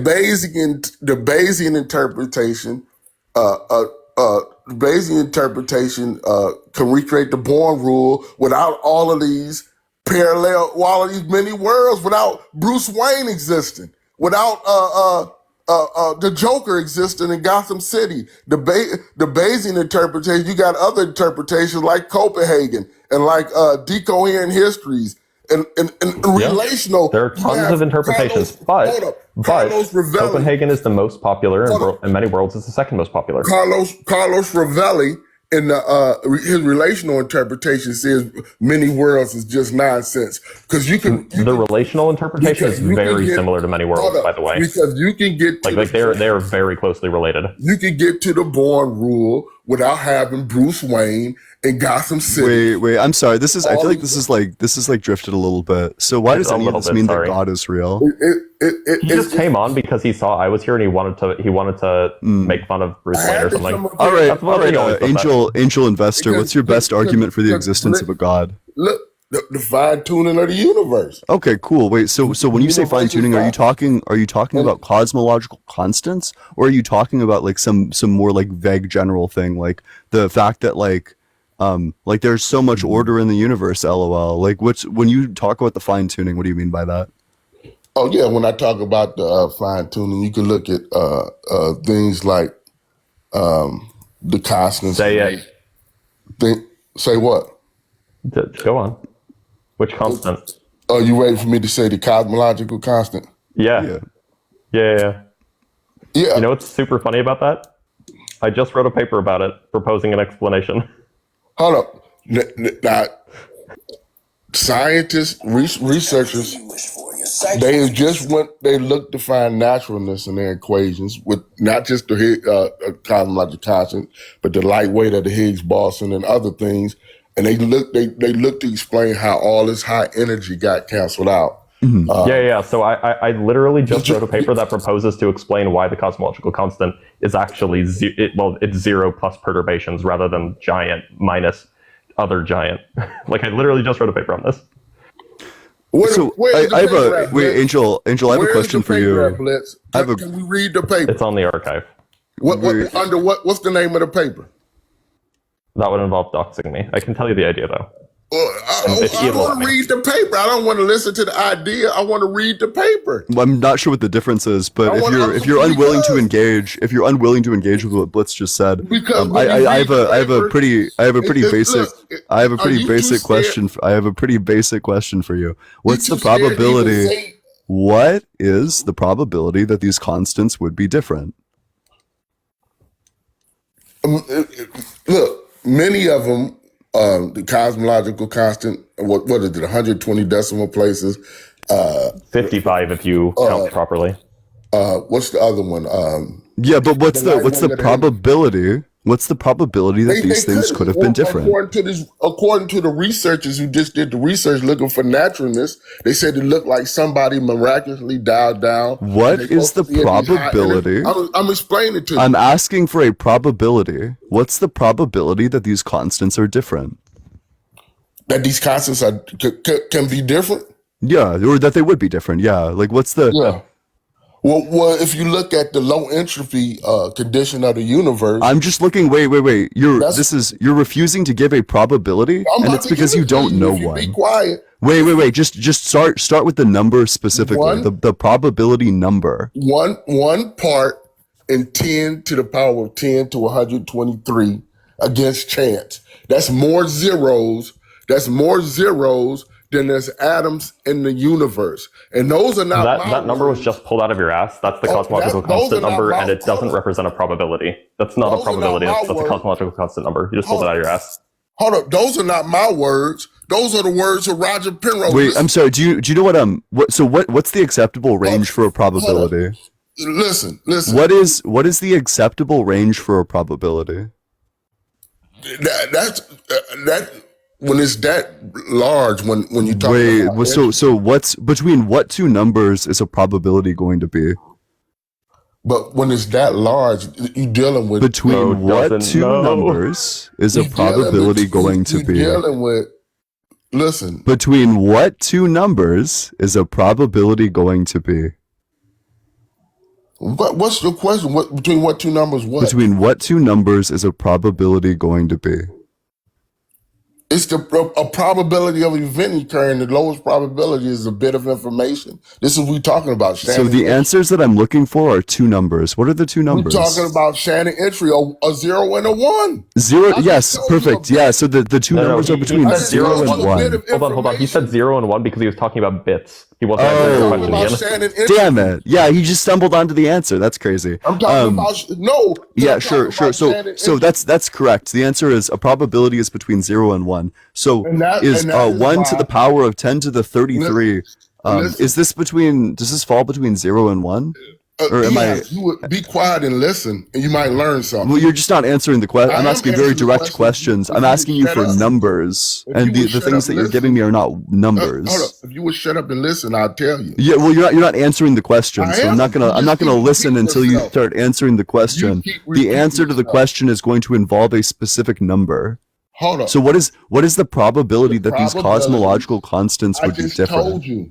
The probability is 10, 1 in part, and 10 to the power of 10 to 123. That's more zeros than there's atoms in the universe. That's so cool. So is this a number between 0 and 1? Do you know It what is. that means? It's one. It's a ratio of 1 divided by that. Let me. Oh, gotcha, sure. Yeah, except if you argue, if you make, Listen. except that's not true. That's just Can I not please explain what that's a I'm naive saying? argument. Can I Go ahead. just explain my point? Edward, thanks for the $50 on Venmo. W Edward in the comments Huge section. W Edward. Because Ian had no clue what I was talking about. When I'm talking about, I have to deal with Shannon entropy and deal with information. And this is why Roger Penrose, who's considered a genius by his peers and a Nobel Prize winner, Yep, said- brilliant dude. and I he might said- meet him in September actually. Then ask him about You it. should show him this debate. He Oh no, said, he'd ever an aneurysm. Dude is 93. Roger Penrose said it's highly fine-tuned. The low entropy condition of the Yeah, universe. look. That's yeah, like a really separate cool. thing. It's also a separate highly thing. fine-tuned. The low entropy initial state is different from the cosmological constants. These are And that- different. you- These are different that's types why- of fine tuning. But you can't get around it, Blitz. But wait, Sure you you're one pivoting. part. So wait, if you want to concede the first point about the cosmological constants, Yeah, you're I welcome don't to wanna concede concede that. But anything. until you concede it, let's stick with just the I cosmological don't want to concede constant. anything because Yeah, I yeah, already perfect. showed So you then, what- if that is the scenario, then Listen, let's I stick already with the showed you. first initial argument about the cosmological I already constant. showed you. I already talked about that. Yeah, wait. So Talked what's about that. on what basis do you say that the probability is 1 divided by 10 to the I'm talking 10 about to something the else. 123? Yeah, I'm talking about the low entropy condition. No, but so then you're just not answering the question. You'd concede that you're not answering the question if you're What are talking you about talking something about? else. Yeah, Because you I'm don't even asking know you what what the you're talking about. probability. I'm asking you what the probability that the constant is different is. So what's your basis for the number that you gave? Where are you getting this number? From Roger Penrose. Roger Penrose calculated. So what was Roger Penrose's method? Roger Penrose's method was to calculate the phase space at the beginning of the universe. So you're talking about the initial state entropy. You're not talking about the cosmological But constants. that's anymore. what he asked me about. Listen, Blitz, do you understand? Eon is confused. He's asking me about the 10 to the power of 10 number. Bro, his I keep name is telling him that's about Ian. entropy. Their He's name is asking Ian. me to Sorry. explain that. I keep telling him that's about entropy and not about the cosmological constant. Did you just call Ian Eon? Yeah, whatever his name is, he keep confusing both things. He's showing his aloofness. If you don't understand, that's true. It's two separate things I'm talking about. Well, yeah, but right, so so- that would just be like a tracking failure on your part because I asked you very specifically what's the But probability no, that you the didn't ask me cosmological very constants are specifically. different, and this was the answer that you gave. You asked me about the number 10 to the power of 10. But that was the number that you gave in response to me asking you what's the probability that the cosmological constants would be different. If you gave the wrong answer, if you answered a different question, that's not on me, that's on you. But you mixing up two different things. Yeah. This is you mixing up two different you things. mixing You up- did that. You were Can I the just one who clarify answered for it. everybody what's being talked about here? Can I just have a second just to, because I imagine people are kind of lost in the sauce. So there's two things happening here. There's like the numbers that describe our universe. These are things like the speed of light, the speed of light's maybe not one of those. The fine structure constant. This is like how strong the electromagnetic force is. You know, the cosmological constant, which roughly tells you how fast the universe expands. These are all just kind of like numbers that are properties of our universe. Some people would argue that those numbers are finely tuned, meaning that if there were any other way, the universe would be very, very different and maybe not support life. Fine, that's one argument. The argument that Angel is trying to bring up is that if you imagine that the universe had a beginning, in the early universe, like the quote unquote initial state, that the entropy must have been very, very low. And that's a separate fine tuning issue. That is a question of why was the entropy low in the early universe rather than high. That's a separate question. And that relies on what. Please, I was almost done. I was almost done. That relies. Please, I was almost done, Angel. I was almost done explaining. I'm not even attacking you. I'm just explaining what's happening. Okay. That's a separate question that relies on a certain cosmological model that you have in place. If you accept the standard cosmological model that the universe began with a Big Bang, then that might very well be a problem. If you don't, if you propose some other model, then it ceases to be a problem anymore. It's a huge problem. I'm gonna tell you why. Just listen to you. Now. Let me finish my point. It's a huge problem because you're dealing with Shannon entropy. You're dealing with information, and you're dealing with one low entropy state versus all these higher entropy states, 10 to the power 10 to the power 123. This is why Roger Penrose said it's highly organized, highly fine-tuned state of the early universe, and you can't get around it. It's because it's so low and it's precisely the right level, the precisely right number to give us a second law of thermodynamics and match the universe as it's evolving today. It's exactly at the right point. And you can get around it if the universe is cyclic. Let me finish my point, Bliss. I didn't interrupt you. Well, you did, but go ahead. I just sat there and listened to you. I'm almost done. I'm flying in my plane. The fact of the matter is, when you have this one low entry, when the Bible tells us, go to the Bible, that the universe was framed by the word of God, put in place by the word of God. So we should see rationality behind the universe. When we see a number, when we have one low entropy state that's perfect for the universe to exist, when it could have been all these other high entropy states, and the only way you could get to these high entropy states, naturally, it'd be impossible. It'd be absolutely impossible because this one low entropy state is spread out amongst all these high entropy states. And this is what Claude Shannon called, you have to have the reduction of uncertainty or information. You have to reduce all of that information. If you understand Shannon entropy and you could just look at a simple deck of cards and see that in a deck of cards, while all of these multiple states, high entropy states, wouldn't work. Because if I had my card, if you open up the pack of cards, your cards is in this lowest entropy state. It's 24 lowest entropy states. That's because it takes the least amount of information to describe the order of the deck of cards. I can say ace through king, hearts, diamonds, spades, and clubs, and you know the order of the deck of cards. So as you start shuffling the decks, it takes more information. Edward, thanks so much for the $20 on Venmo. W Edward in the comments section. Thank you so much. If anyone wants to support the stream, the Venmo is allegedly -Ian, and the Cash App is just allegedly Ian. W Edward, and thank you so much. I appreciate the support. But in the end of the day, there's 8 followed by 67 zeros ways the cards can be arranged. Those are high entropy states, and only 24 states, that's the lowest entropy state. So in order for you, this is what you're saying without God, you're saying that the universe, if you shuffle the deck every second, it would take you forever to try to get to those 24 low entropy states. Wait, is the plane transatlantic? My intelligent mind can reduce it to one of those low entropy states in 3 minutes. So can your intelligent mind land the fucking plane? Jesus. It's rational to think that God did it instead of these crazy universes or worlds or whatever where Bruce Wayne in Gotham City exists. Okay, cool. Spider-Verse. Yeah, so the whole entropy argument fails if you take into account like a cyclic model of the universe. Like that's all you need. You said what now? If the universe is cyclic, which I'm increasingly convinced that it is, given recent data from the DESI collaboration, i.e., big bang, big crunch, big bang, big crunch, then you have no entropy. You have no low entropy problems. Make up your hold on, Blitz. Is it because a cyclical universe is one of Roger Penrose's. Roger Penrose's CCC is a different form of cyclical universe than the one I'm proposing. His CCC is conformal cyclic cosmology. For those who don't know. Mm-hmm. It's a beautiful theory, and I would love if it were true, but it's just probably not. The data doesn't support it.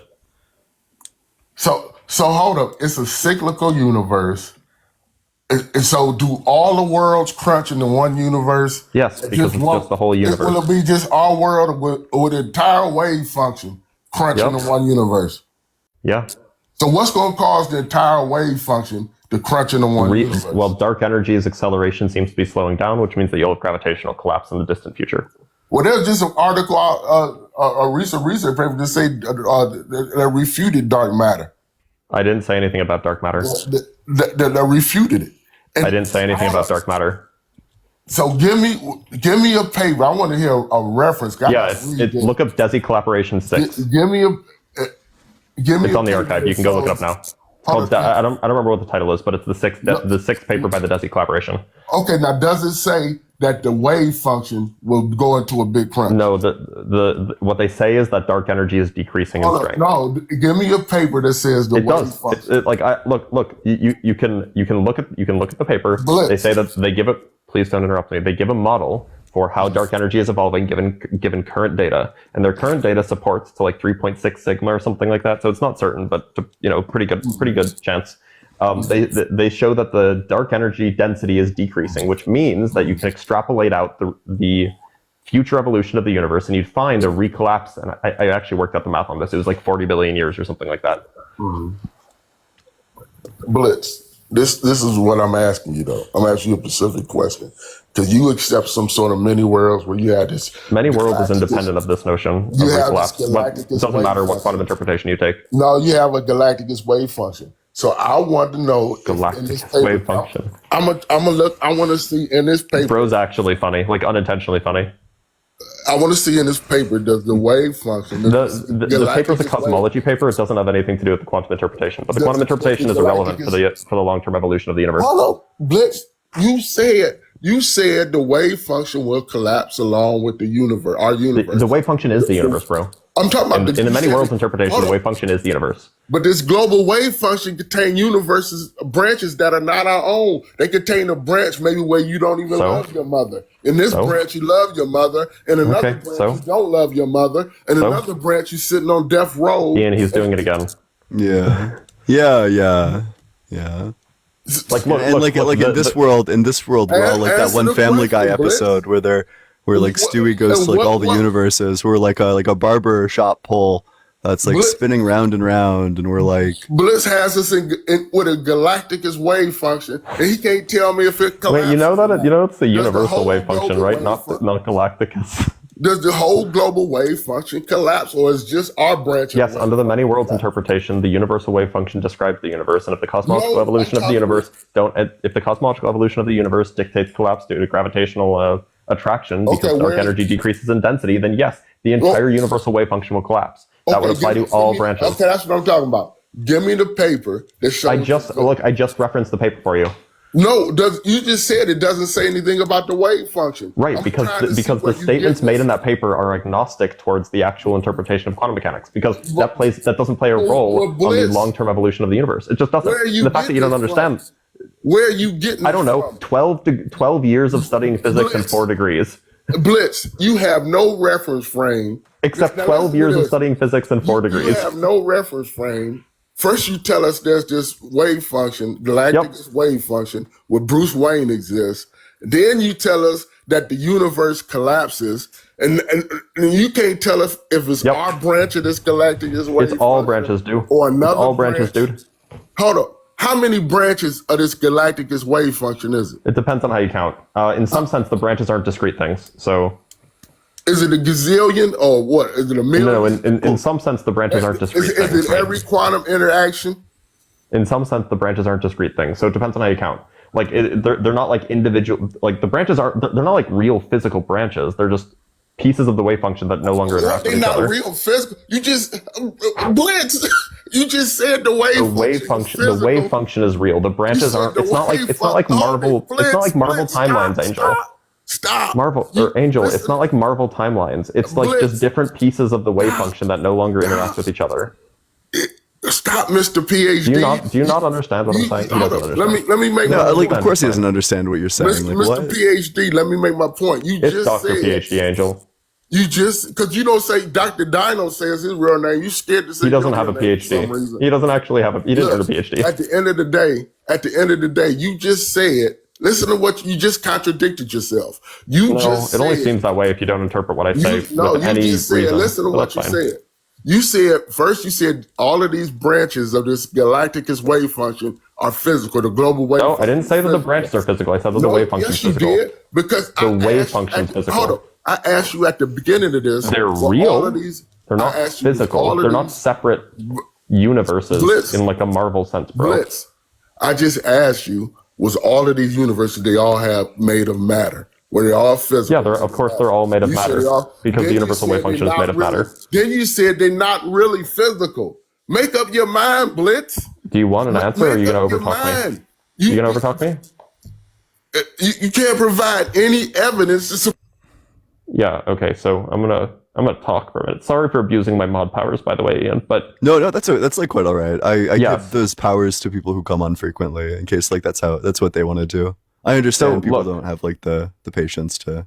I mean, he just won't let me finish the sentence, so I have to do it. Usually I don't mute. But so the point is that the branches aren't like separate branches like in the Marvel universe. They're just different pieces of the same wave function that don't interact with each other. And so when I say that they're not like physical branches, what I mean is that it's not like a separate universe that you can venture to, like in the MCU or something. It's not like a timeline like in Loki. Like it's just it's in the same way that you have a superposition of up and down for an electron. It's the same sort of superposition. You just have two different pieces of the same wave function that don't interact with each other. That's all.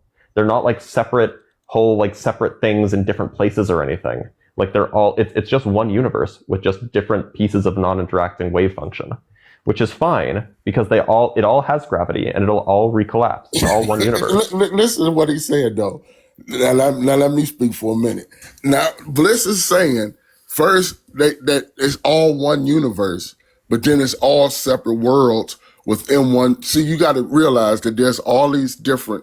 There's some who say it's a multiverse, whereas they're all different universes. You have the different universes of inflation, where they have different initial conditions in all these different universes. You have cyclical universes where the universes go on and on and on forever. And so Blitz is giving us some version that don't explain probabilities. That's sort of this galacticus wave function that we supposed to accept, this galacticus wave function that goes into all these different branches of this wave function in the same universe that's creating all these different worlds with all this different matter, where you have every possibility, everything possible that's not supernatural, whatever, as long as it's not Harry Potter, if it's Bruce Wayne and the Joker and Wuthering Heights and any sort of thing that's not supernatural, it exists. But it's not. This is why Stephen Hawking called this an absolute embarrassment. He said it's an absolute embarrassment. Do you have any critique? Because so far it seems like all your critiques are either like this is silly or like a weird appeal to authority. Like do you have anything other than like this is silly or a weird appeal to authority? Of course I have a critique. So what's the contradiction that arises from Blitz's worldview? Listen to what I've been saying. One, Blitz don't have any. No, I have. I've not only been listening to it, but I've been like writing it all down. You should have been writing note taking. You should have been writing down these facts. Yeah, I've been writing down all of this. So what's the contradiction? Blitz can't tell us if the wave function is real or non-physical. Blitz can't tell us. Yeah, he can. Blitz has said multiple times that it's like physical, I think. Well, there's no evidence that the wave function is physical. Where is the published paper that says the wave function is physical when you got other published papers that say the wave function is not physical because of counterfactual quantum communication? If you can explain counterfactual quantum communication and how that disproves the physicality of the wave function, I will give you, I don't know, $1. Okay. Blitz, how do you define physical? No, I want you to explain it. How do you define from the beginning to the end? What's physical, Blitz? You're the one making the claim. No, you saying it's physical. You're saying that a paper proves it's not physical, so prove the point. You said the universe is all these branches of the universe are physical, physically real and have real matter in them and all this other type of nonsense.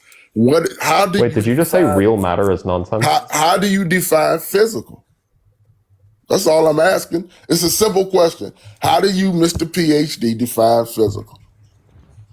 Capable of having a cause and effect on itself or on its surroundings if there are surroundings. Is everything physical made of matter? Made of matter? No, there's bosons too. Okay, so then Bosons aren't matter. I wouldn't classify them as such. So everything can't be reduced to matter. So materialism. Well, no. Everything can be reduced to physical stuff. So It's just there's a distinction between force carrying particles and matter particles. Now we're getting somewhere.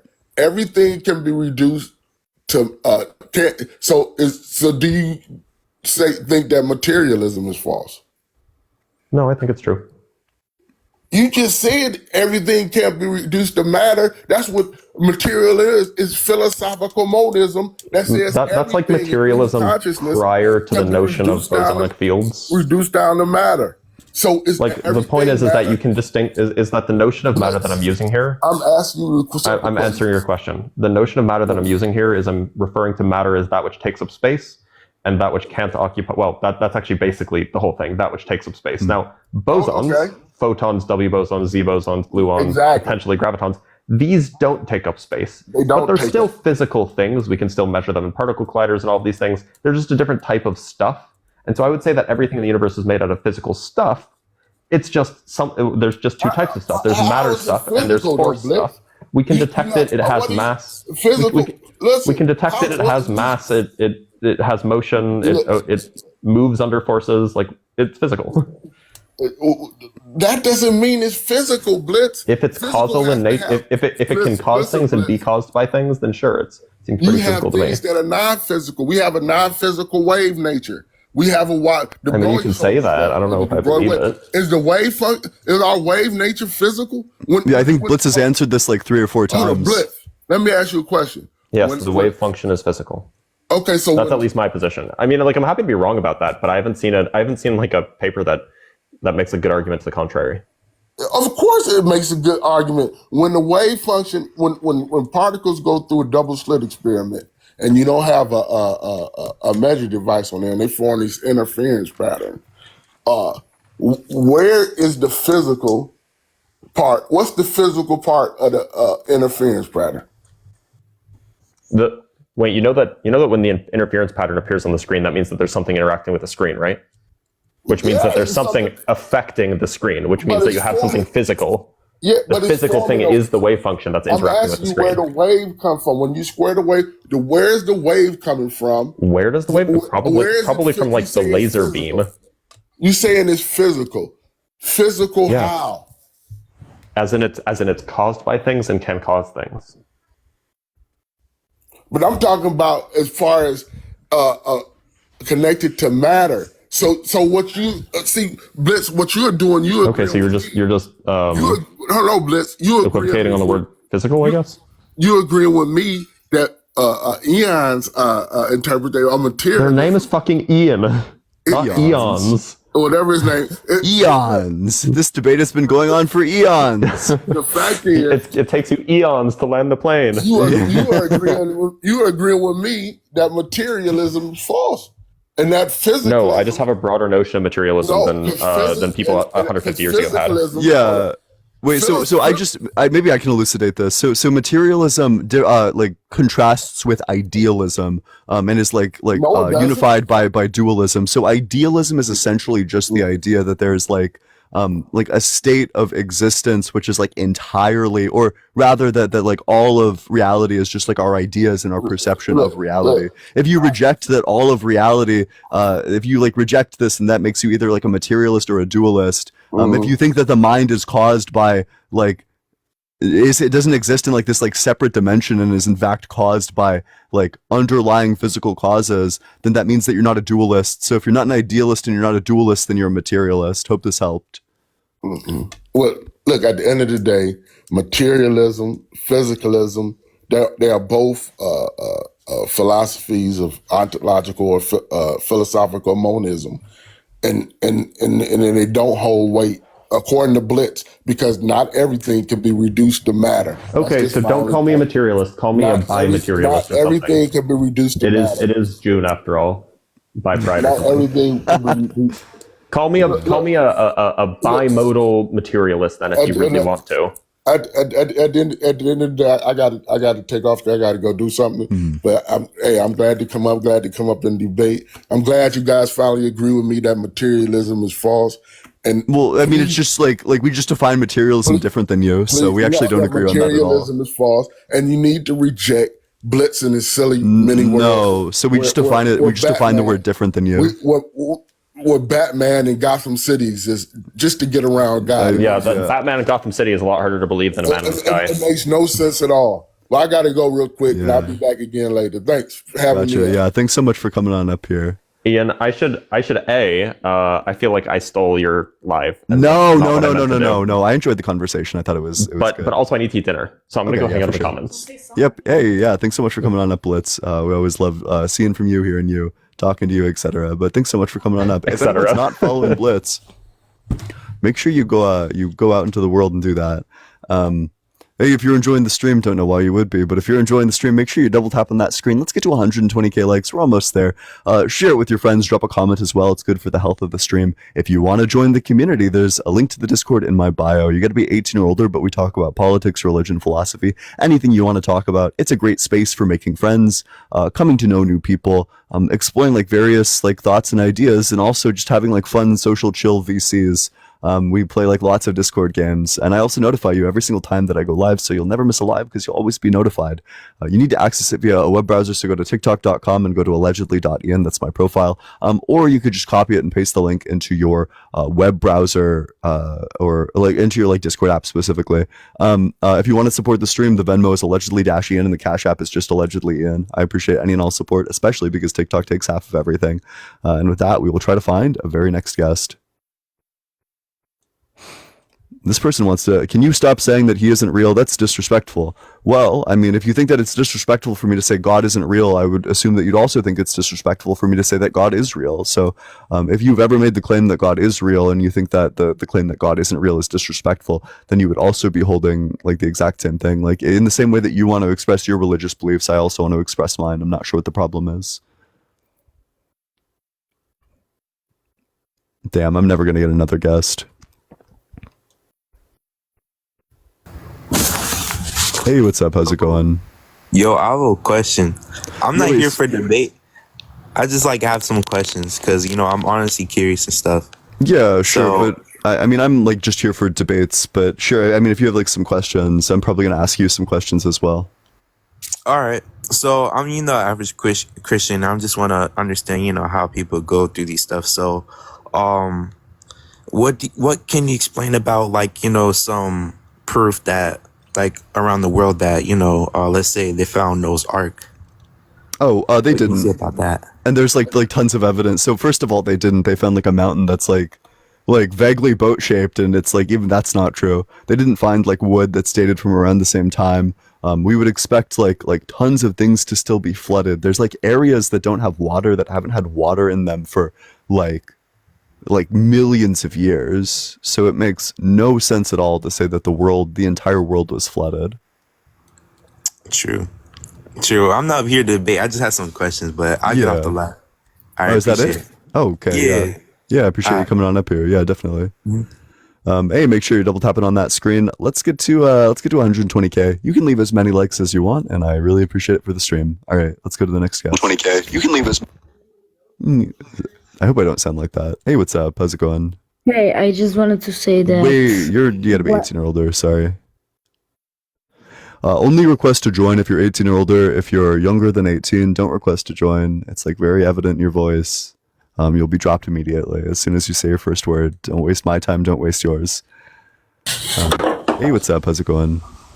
Hey, what's up? Ian? Hey, how old are you? Man, I've been waiting on get on here for a long time, man. Thank you for accepting me, fam. I'm gonna try to keep everything respectable. Might get a little intense because I'm passionate, but definitely a Christian. Yeah, definitely. So I've been listening for a while. And I'm so wait, did I already ask you how old are you? I am 41. Perfect. Yeah. So what's your best argument for the existence of God? Okay, hold on. I just came back upstairs from doing groceries, so give me a second to catch my breath. Yeah, for sure. Okay, so got a few arguments. One of my best arguments would definitely be experiences with demons that I've personally been through. I personally used the name of Jesus to rid my house of an entity. I'm not schizophrenic. I am a medical assistant. I have good sense. My daughter's 13 years old. I'm I'm not crazy. I'm not diagnosed with anything. I'm just a faithful Christian. So yeah, one day I came in my crib. There was something not right that I could feel but not see outside of my house one night. And I was at this time, researching and reading books by Win Worley, a pastor who does deliverance and demonic exorcisms. And he was saying that if you take drugs and you do certain things, like partake in drugs, you allow entities into your body. At the time I was, also taking drugs, but not on this day. But I'm just going to be honest about the story. You know what I'm saying? So I'm reading these things and I'm learning that, when you take drugs like weed or alcohol, you allow entities into your body. That's why they call it wine and spirits.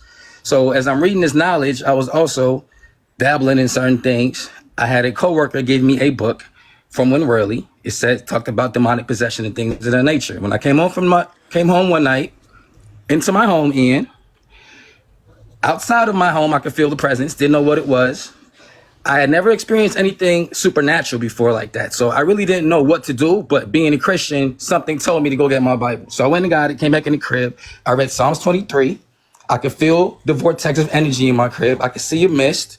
And by the time I got to the end of Psalms 23, and I said, I rebuke you, Satan, in the name of Jesus Christ. This is what it sounded like. I rebuke you, Satan, in the name of Jesus Christ. But then it left. I got my house back.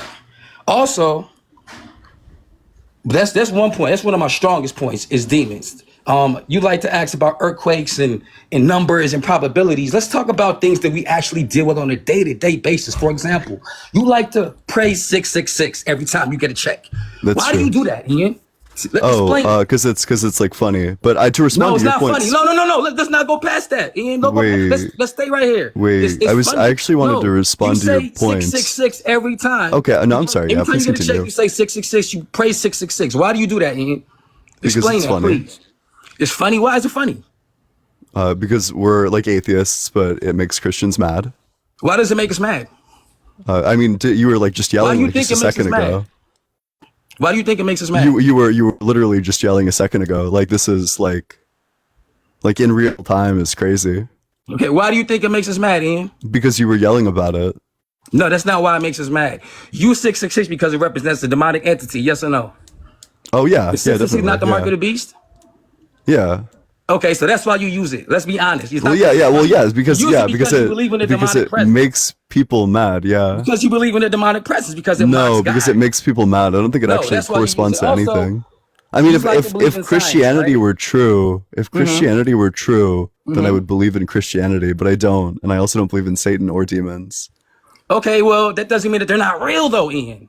Oh, that's fine.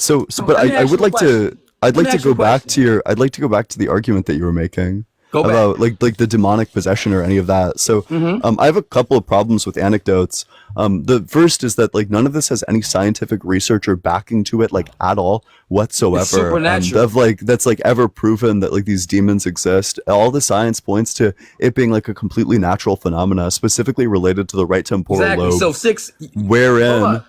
wherein people feel like there is a presence or that there's like demonic things going on or like heavenly things going on because of stimulation of the right temporal lobe specifically. You don't need a condition. You don't need a condition in order to experience this thing at all in the first place. And finally, and I think that this is like the most damning point, these things always play into our confirmation bias and the things that we already believed beforehand. If I experienced what you experienced, I would still be an atheist. But because you were reading a book about demonic possessions at the time, you fit it into your worldview because you were already primed for thinking that things were demonic and that demonic possession was a thing that actually happened.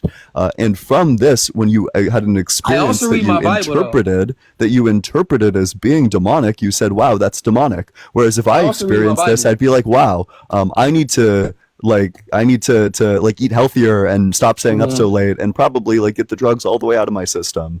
Okay, that's a good point. But I also read my Bible too, and you also really didn't explain anything other than 666 being funny because you want to discredit the demonic factor. My credit, it's funny, that demons are real. Okay, so let me ask you this: when we watch movies, every single movie that we watch that considers a haunting, every single show that we watch that considers a haunting, Exorcism, the Exorcism of Emily Rose, Anything that considers anything that needs to be demonic. In the end of the movie, they always have to go and get a pastor. What about that's super cool. Unfortunately, I don't base my worldview off of movies. No, but it's real. So what about the couple? I can't think of their name right now because I wrote it down because I'm prepared for this debate. I wrote the name down. The couple that they based the movie on The Exorcist off of. The couple that couple was crazy. So there's like supernatural phenomena don't exist. So one of two things happened. Either there's a naturalistic explanation for the event, or it simply did not happen. Okay, so the couple that went around, that literally has a movie made off of them, that literally went to court to prove that this demonic case was existing, they're crazy? That couple didn't exist? Yeah, could you provide me the scientific article, like the peer-reviewed scientific article that says that a demonic possession happened? All right, so let's go back. Where do we want to pivot back to? I mean, we can keep going. Hold on. So how about this? You believe in science, right? I believe in the scientific method as being a good method for arriving at true conclusions. What is the other name for the Higgs boson? Are you talking about the God particle? It's named that. It's named the God particle, ironically. Because it was like so hard to find. I think that like the full name was like the God we can't find it particle or something like that. Believe in demons. It was named the goddamn particle. It was like named the God particle, ironically. Just like the other day when you were asking for somebody to come on, you were like, tell the honest to God truth. Remember saying that? You remember when you asked us to tell the honest to God truth in the debate? Because this is like a phrase. It's a phrase. It's like an expression, right? Yeah, just like 666 is just funny, right? Yes. Well, yeah. So 666, I say 666 because it's funny. I say God, like oh God, or like God damn it, or these words because they're like worked into my vernacular. Oh, guest ran. What the fuck? Wait, why would you ran? Why would you run? Oh my God, that's so lame. Make sure you're dropping a follow if you're enjoying the debate so far. If anybody wants to drop a 666 to piss off this last guest, the Venmo and the Cash App are in my bio. Venmo's allegedly -Ian and the Cash App is just allegedly Ian. I appreciate any and all support, especially because TikTok takes half of it. We of course will be reading out W666 every single time. But holy shit, that person was so fucking mad. That's crazy.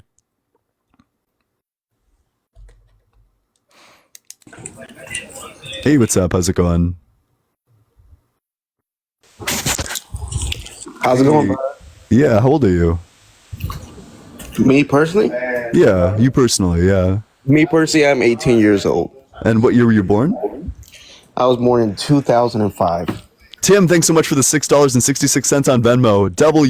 Tim, and W666 in the comments. 2005, that's perfect. So what religion are you?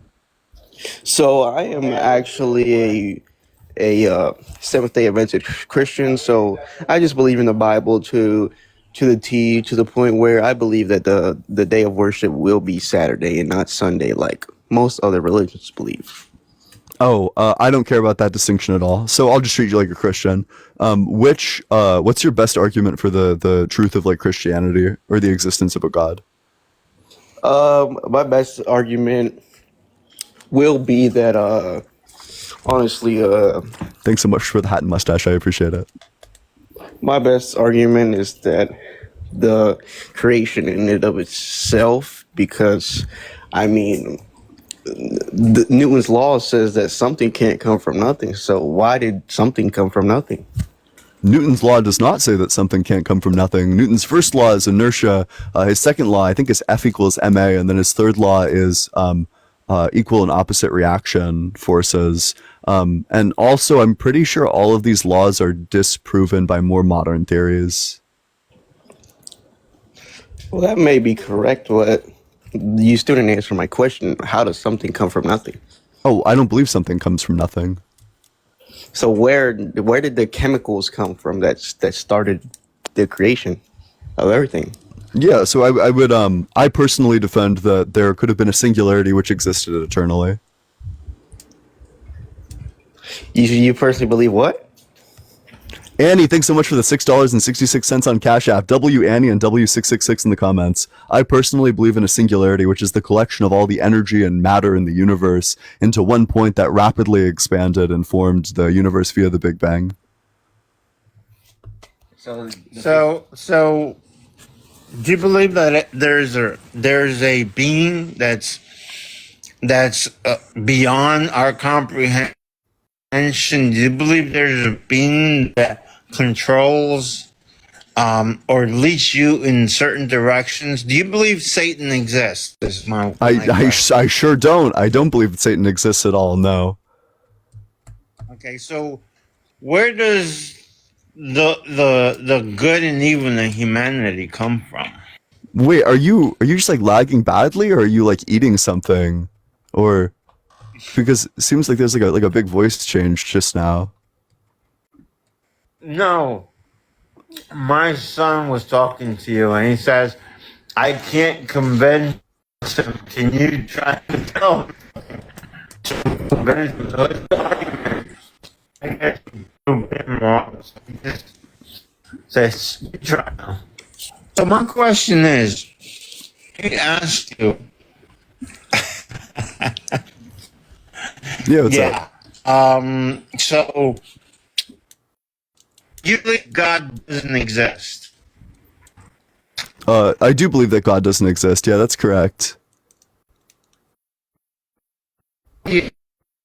No. Yeah, I'm gonna call this one. That one was the lag is just a little bit too bad. Make sure you're double tapping on that screen. Let's get to 120k likes. Drop a follow as well if you're enjoying the debates. If you're interested in joining the community, there's a link to the Discord in my bio. I would absolutely love to see you there. You need to copy it and paste it into the Discord app directly, and also only join if you're 18 or older. Hey, what's up, guest? How's it going? JR? Junior? Hello. How old are you? Hi, can you hear me? It sounds like you're in like a different room, but yeah. Is that okay? Or do I need to fix Yeah, it's all right. I think. I don't know. Do you have like a better microphone lying around by any chance? I don't, and if I take my headphones off, it might cause feedback. Yeah, sorry. I actually don't think it's okay. Unfortunately, I'm probably gonna move on to the next guest. Hey, what's up? How's it going? What's up, man? Hey, how old are you? I am 48. Okay, and what religion are you? I'm not religious, but I have a question for you. Okay, like one quick one, and then I'm gonna move on to the next guest. But sure, what's up? Has anybody told you that you look like the chef from Ratatouille? I look like the who? The chef. Oh no, I get like weird ones. I get Lip Gallagher from Shameless. Not to like stroke my shit on live, but sometimes I get like Timothy Chalamet, which I don't think is true. Just to clarify, but so I've gotten that one before. I think I have gotten that one as well, like the chef from Ratatouille. Yeah. You look a lot like him, like his Thanks, character. I appreciate it. A good one. Yeah.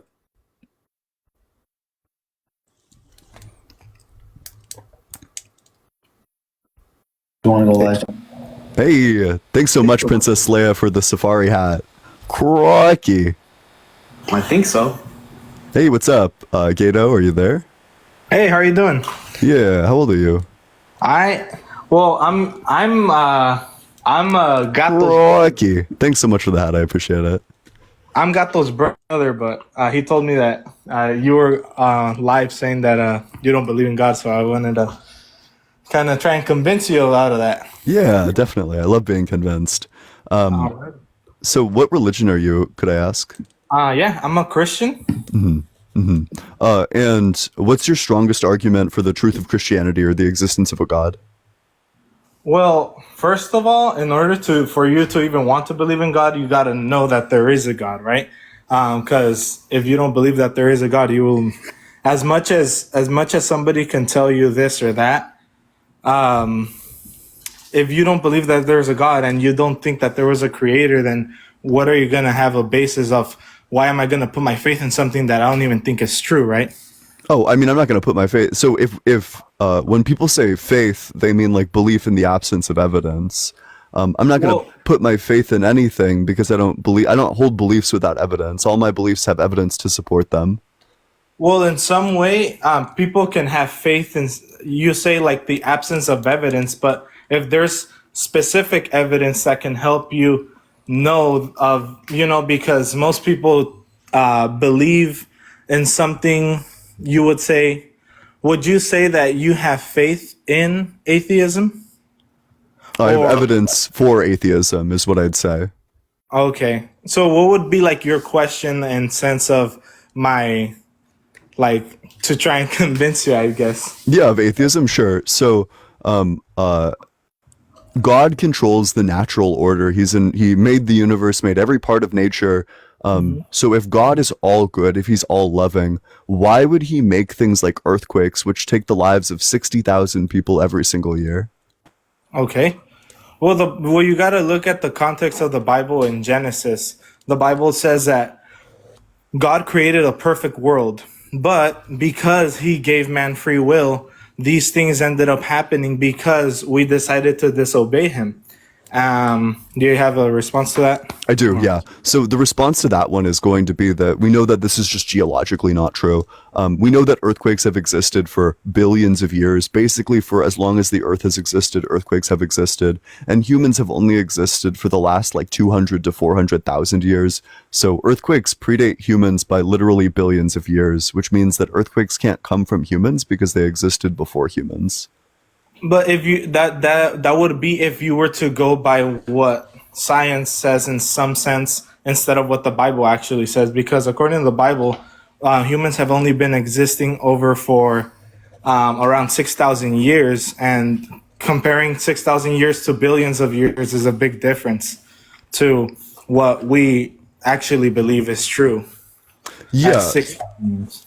Yeah, so the counter argument to this is just going to be that science is good, actually. That specifically, like, science is the result of a lot of modern advancements that it took us out of the dark ages, allowed us to not get ravaged by like every single disease, put us on top of nature in like a good number of ways. It's literally what allows us to communicate with our phones right now. Science is like the methodology, the like form of gathering knowledge that has led us to an advanced state that we are currently in. Religion has largely kept us in the dark ages in a number of ways. So I think when I'm looking at like what belief, what worldview is going to lead me to like reliably better conclusions, science has been a reliable metric for discovering things which are true and help us usefully interact with reality. Well, I think that the first question off here is God real? And if he is real, then that would change your view completely. And if he isn't real, then you will stick to what you believe, correct? Well, yeah. So I mean, I don't know. I think you'd have to convince me that science doesn't lead to like true conclusions. Like, what do you think the geologists are doing all day? Do you think they're just like jerking their gherkin? Like, I think that when they say that earthquakes have existed for billions of years, and when the biologists say that like humans have existed for only like 200,000 years, I'm not sure why I wouldn't believe either of these claims. Well, like we said, like from the beginning, like even I think while I was on the listening, the little bit that I could, somebody asked specifically, do you believe that something can come out of nothing? And I believe you said that, I forgot what you said, singularity, but then you would have to ask the question, who created that singularity, or where did that singularity come from? And then we would just have to backtrack until as many responses as you can give of what caused that, because nothing can be made from nothing. Nothing is nothing, so nothing can create something. That it would just be very, it's what do you call it? Unlogical. And sometimes people would say, well, who created God? God is outside of the realm of time, space, and energy. So once you talk about that specifically, once you recognize that God is eternal and he's outside of our time, space, and time, which he created, then you understand that, oh man, I'm a temporal being, but God is eternal. And because he is eternal, then I can't really comprehend how he created everything and how he is eternal. Because if you base yourself, and I don't want to say just base yourself on the Bible, but what is like in some sense actually true, like God has no beginning and has no end because he is eternal. Eternal in itself means with no beginning and with no end. Alpha and Omega meaning no beginning, no end. So we believe that God is eternal and he's outside of the realm of space, matter, and energy. So that's why we believe that because he is eternal, he is able to create something. Not that he came from something, but he has been forever and will always be. Okay, yeah, great. So, what stops me from saying that the singularity is eternal? Can you repeat that? Sorry? What stops me from saying that the singularity is eternal? Well, then you would have to say that's in some sense the creator. Oh, well, so you can call it a creator if you want, but the specific property of God is that God is like all powerful, all good, all knowing, and that he's like a mind. Whereas I can just like ditch all of these things and say that like, well, there was a singularity. It had the power to do what it did. It had the disposition to do it at this specific time. And then it rapidly expanded at this time. It was the collection of like all the matter and the energy in the universe. And I never at all at any point have to posit the existence of like a mind or an entity or any of that. So if you think that like you can call it a creator if you want, and if that's all you mean by a creator is like a thing that created a different thing, sure, I guess. Like if you think that like clouds are the creator of rain, that's fine. I just don't think that that's God. Okay. So are you agnostic or atheist? That's because those are two completely different things. Yeah, so towards the Christian God specifically, I'm an atheist. Okay. So atheist to God, but you believe something caused something, meaning that you believe like something created something. Do I believe that something created something? Yeah. So in this instance I do. And then I think that there could be like an uncaused causer. Like I could say that the singularity existed eternally. The uncaused cause. So something just happened. Like something was just when there was nothing, there was never nothing is my point. There was never nothing. So you believe that there was never nothing. Well, yeah. So all I believe what you believe, except I don't think it's God.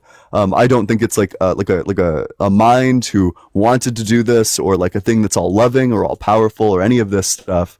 I believe that there was like an eternal singularity, and that the singularity did the Big Bang at the specific time that it did. Okay.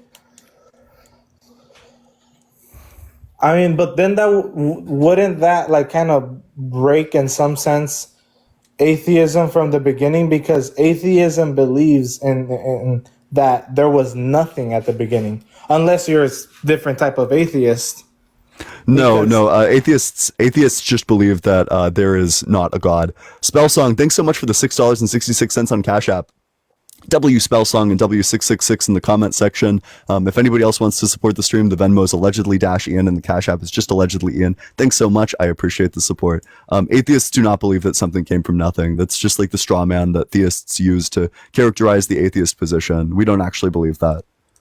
Because then that would make you agnostic, because an agnostic believes that something was in the beginning, which meaning you say that there was never nothing, but then that would completely like exclude you from atheists.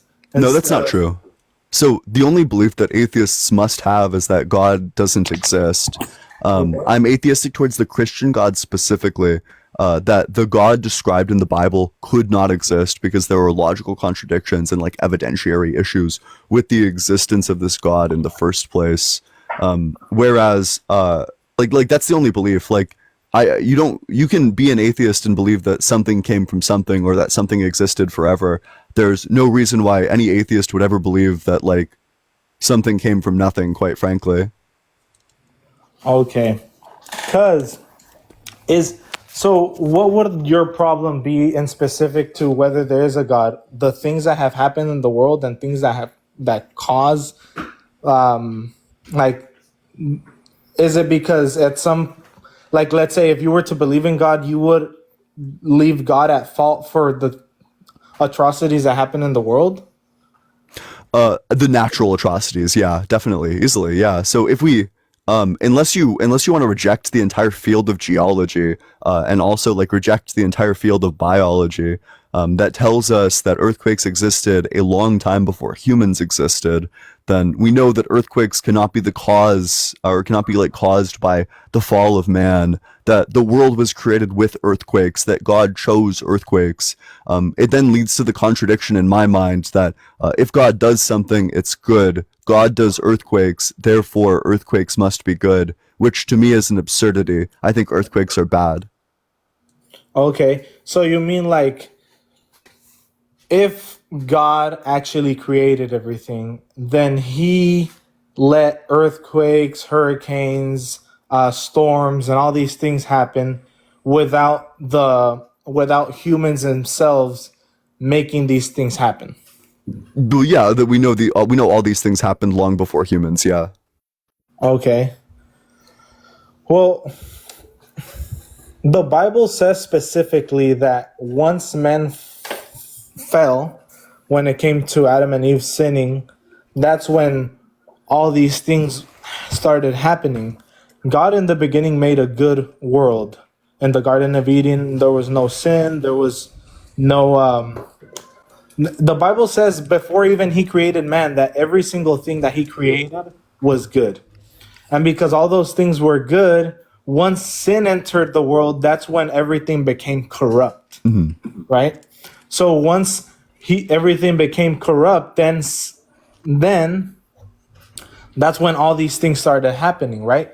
Death So was okay, the do you very think first thing. my question for you then is like all the geologists who say that there was earthquakes long before there were humans, do you think all these geologists are just lying? Well, you could put that into any type of field, right? Of course, these geologists have studied a lot of things before time, but I could say the same thing about geologists who even prove the Bible. Not only do geologists talk about things that happened even before men were made, right? Or that evolved, but you could say the same thing that geologists have found out, or archaeologists have found out, things that are actually true in the Bible. Yeah, but this doesn't address the claim. The specific claim is that when geologists say that the Earth is like however many like millions of years old, or like that earthquakes are like billions of years old. That's the claim. When geologists say that earthquakes are billions of years old, do you think that they're just lying? It's a yes or no question. I guess I would say yes, because according to the Bible, we believe that there's only 6,000 years, and there's recorded evidence of that actually being true in some sense, or not in some sense, but actually true. I'm just not really sure where to go here. I mean, if you reject the entire field of geology, like I'm not really sure. Like that's the absurdity. Like there it is. Like that's the nonsense. I think science is good actually.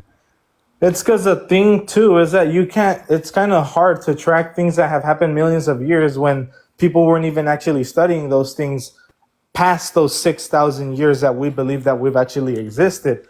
Because usually what most people are going to be guided by is not things that have happened millions of years before, but things that actually are found out by eyewitnesses' account. It's very different, something that can actually be observed than something that somebody in some way recorded or predicted. I think it's funny that you'd appeal to fields like archaeology at the point in time when you're rejecting the entire field of geology. Like every archaeologist is going to reject the idea that the Earth was like only 6,000 years old, based on like basic techniques like radiocarbon dating, which is able to track the Earth to at least 50,000 years old, which doesn't even account for the fact that there's also like uranium lead dating, which tracks the Earth back to like the at least 4.5 billion. I'm just not sure how you would appeal, how you're going to reject the entire field of geology, but then you would accept the field of archaeology, but then you would reject like the opinion of literally every archaeologist. In some way, the thing is that when you talk about the archaeology and geology, there is I don't know. Let me see how I explain it. I don't know. Tripping out here. Let me see. You're doing fine. Don't worry about it. I don't wanna like waste your time, but I'm trying to like kind of articulate it with words. That's okay. You can like take your time. One second.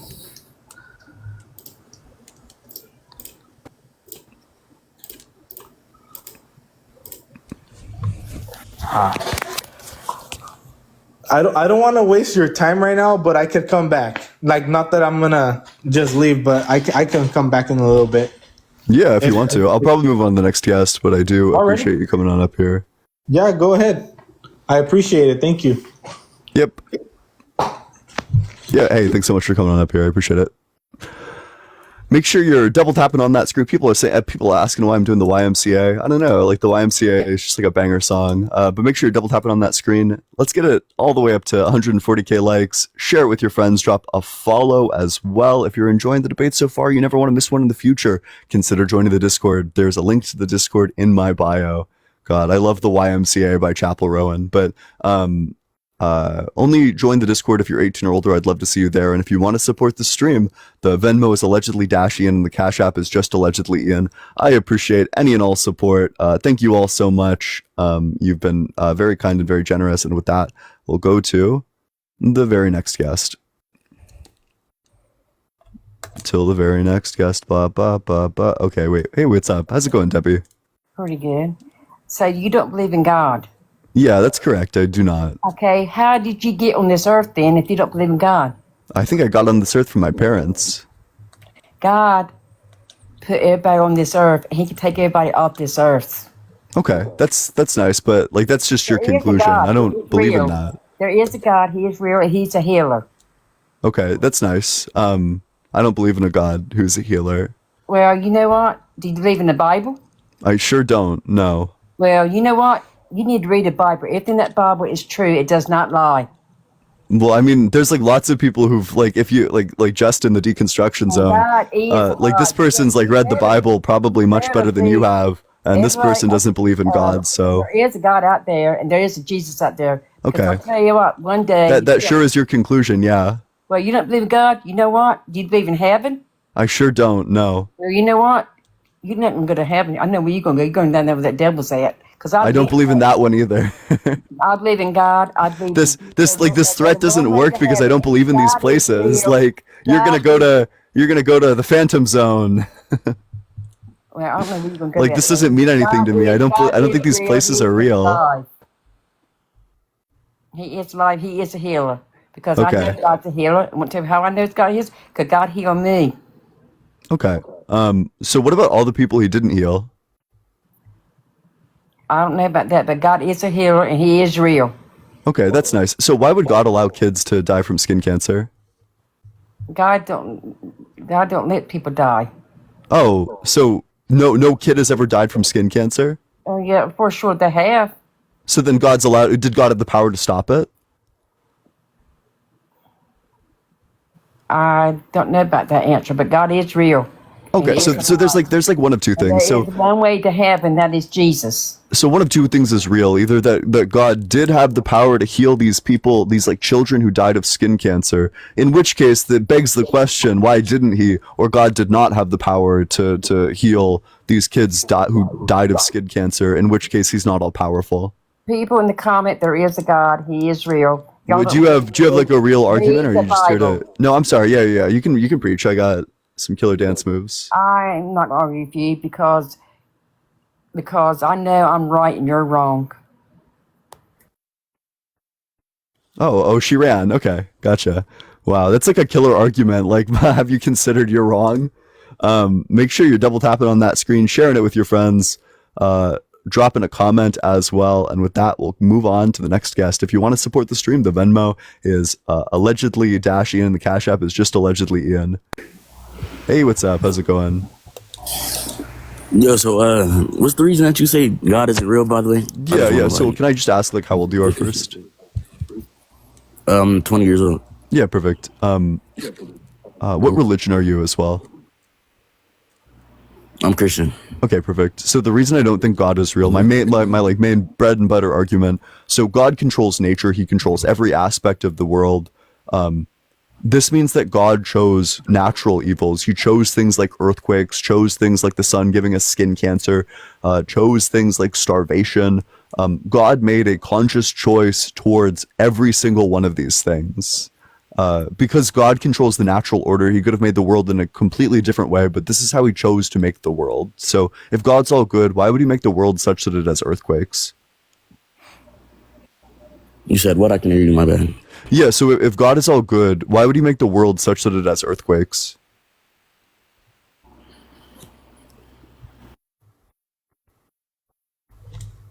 Bro ran, what?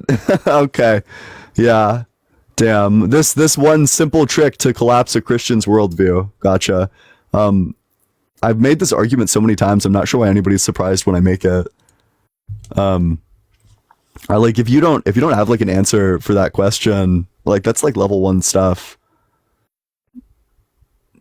Hey, what's up? How's it going? Good. How old are you? 21. And what religion are you? I'm not a Christian. But what religion are you? I don't like to be put in a box. I just say I'm a follower of Christ. Oh, okay. So you are a Christian. I was about to kick you because I only debate people who believe in the Abrahamic God. So, I mean, it sounds an awful lot like you are a Christian. That's like definitionally what a Christian is. So, what's your best argument for the existence of the Christian God?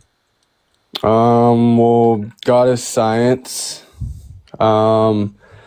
Like your whole body is basically, you can find it out when you go take a walk. Like when you cut a tree, you can see, you look at your fingerprint, it looks exactly like the thing of the tree. Your veins look like, when you look at a leaf, you can see like your nervous system is like, it's all nature, dude, you know? And it's like, there's earthquakes because there's cancer too, but there's a cure to cancer. But that's only because fuckers want to make money off of kids dying and shit. You know, this whole world is ruled by ego. That's basically it. And the world would be a totally better place if the motherfuckers didn't have ego, because that's what it all leads down to. Because if I have $1 billion, I feel like I'm on top of the world because I can control anything because I have money. You know what I mean? And that's ego, you know? And that's that's why only men rule the world, because men are fucking assholes, you know? That's why men think with their dick. That's why, you know, that's why women hate the fuck out of men, because men think so sexually and disgusting. People see women as objects, and they've killed love. That's why if you're a fucking porn addict, you're I don't know, you know, you need to go to your own island and go objectify women over there, because they've killed love. You can't, like, I love you. You can't say I love you to anybody. They've turned that word into a relationship word. And so it's all ego, you know. The world would be we shouldn't have a one percenters taking all the wealth, having single mothers having to work like 12-hour shifts just to provide with their kids and all that shit. Our taxes going to fucking wars and shit. Our taxes should be going to like single mothers, healthcare, you know, like thing like, what is that where you take your kids to get babysitted, shit like that. But there is a God, you know, and have you read the Bible, you know? I read parts of it. Wait, so I just want to be clear. So your argument is that God exists because God is science? Well, God exists, it's just there is one eternal being, you know. There has to be one, and he's not a man nor he's a woman. He's sure. Wait, so why does there need to be one eternal being, and why is that one eternal being God? There's one eternal eye, and right now it's opening, you know, because so why does there need to be one eternal being, and why is that one eternal being God? You know, I'm only 21 and I'm still figuring out everything, but they're just okay. I'm 23. That's like a cool fact, but okay, but there just has to be one being. We're not. They want to Why? make you feel. They want to make you feel insignificant. Why must there be one being? There is one being. Why? One eternal being. Why? To just keep order. Just like. Why do we need one eternal being to keep order? Because people fucking sacrifice children to like Moloch and fucking Baal and shit, and there's people. Well, I mean, people do this shit anyway, so.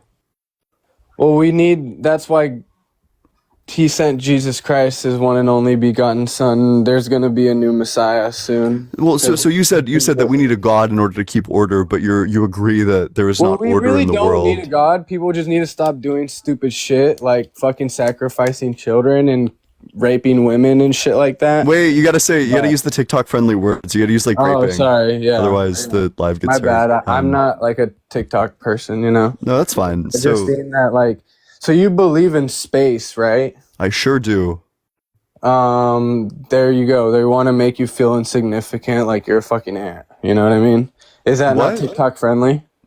No, you can say that they want to make you feel insignificant, like you're a fucking. And I shouldn't be. I shouldn't be cussing. That's not like TikTok unfriendly. I shouldn't be. That's cussing, just nonsense. Well, yeah, but they want to make you feel insignificant. Who's they? Is it perhaps like an ethno religion of some type? I don't want to say because I know the truth, but I don't want to say. You can just say it. I think I know what you're saying anyway. Basically, I'm not gonna say it because I get like fucking persecuted and all that shit. You should already. I mean, you're a pretty smart guy. You should know who I'm talking about. Yeah, I think I have a good idea. Is it? Is it a religious group that like doubles as an ethnicity? You could make your own thing of what I'm saying, but I think you should just, if you believe it, I think you should just have the spine to say it. You want me to say it? I do, yeah. Yeah, Zionists. Oh, I think that's close enough. I think we'll call it with that one. That's crazy. Wait, what? That was like downright surprising, not gonna lie. Like, damn, like just say it. Like that's not what you think. But make sure you're double tapping on that screen. This person with like an Israel flag in the comments saying W guessed, that's crazy. Share it with your friends, drop a comment as well, drop a follow if you're enjoying the debates. Let's get the live all the way up to 160K. If you want to support the stream, the Venmo is allegedly Ian and the Cash App is just allegedly Ian. I appreciate support through those channels, especially because I get 100% of everything that you give me, whereas TikTok takes like half of all the gifts here. And with that, we'll go to the next guest. Thanks so much for the gift. I appreciate it. Oh yeah, plus like free Palestine. That's true.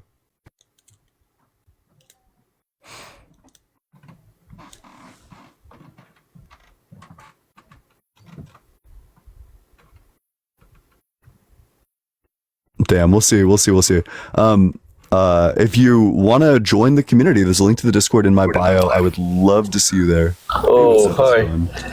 How are you? Doing well.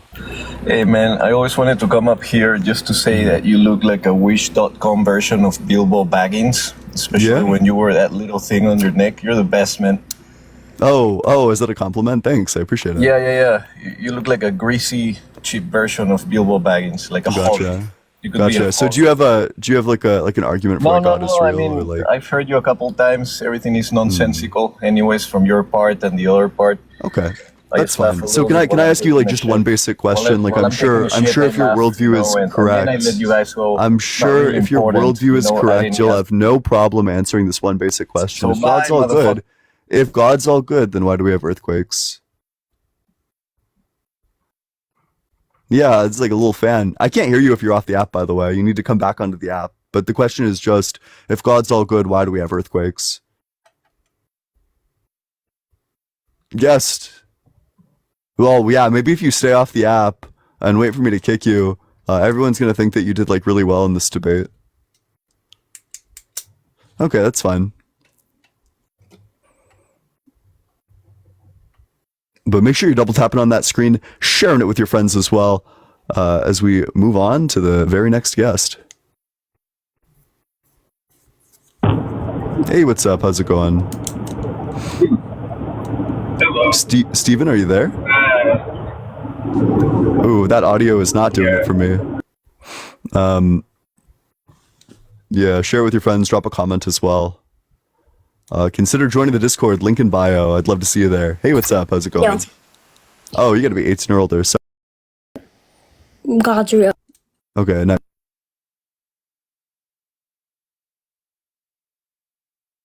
I'm so sorry. Someone donated me like $6.66. I'm so sorry that I can't pull that up right now to find out who that is. Whoever you are, thank you so much. I do appreciate that. And I'm deeply sorry that I can't find your name right now. I try not to like interrupt people, or occasionally I do, but yeah, no, I hella appreciate it.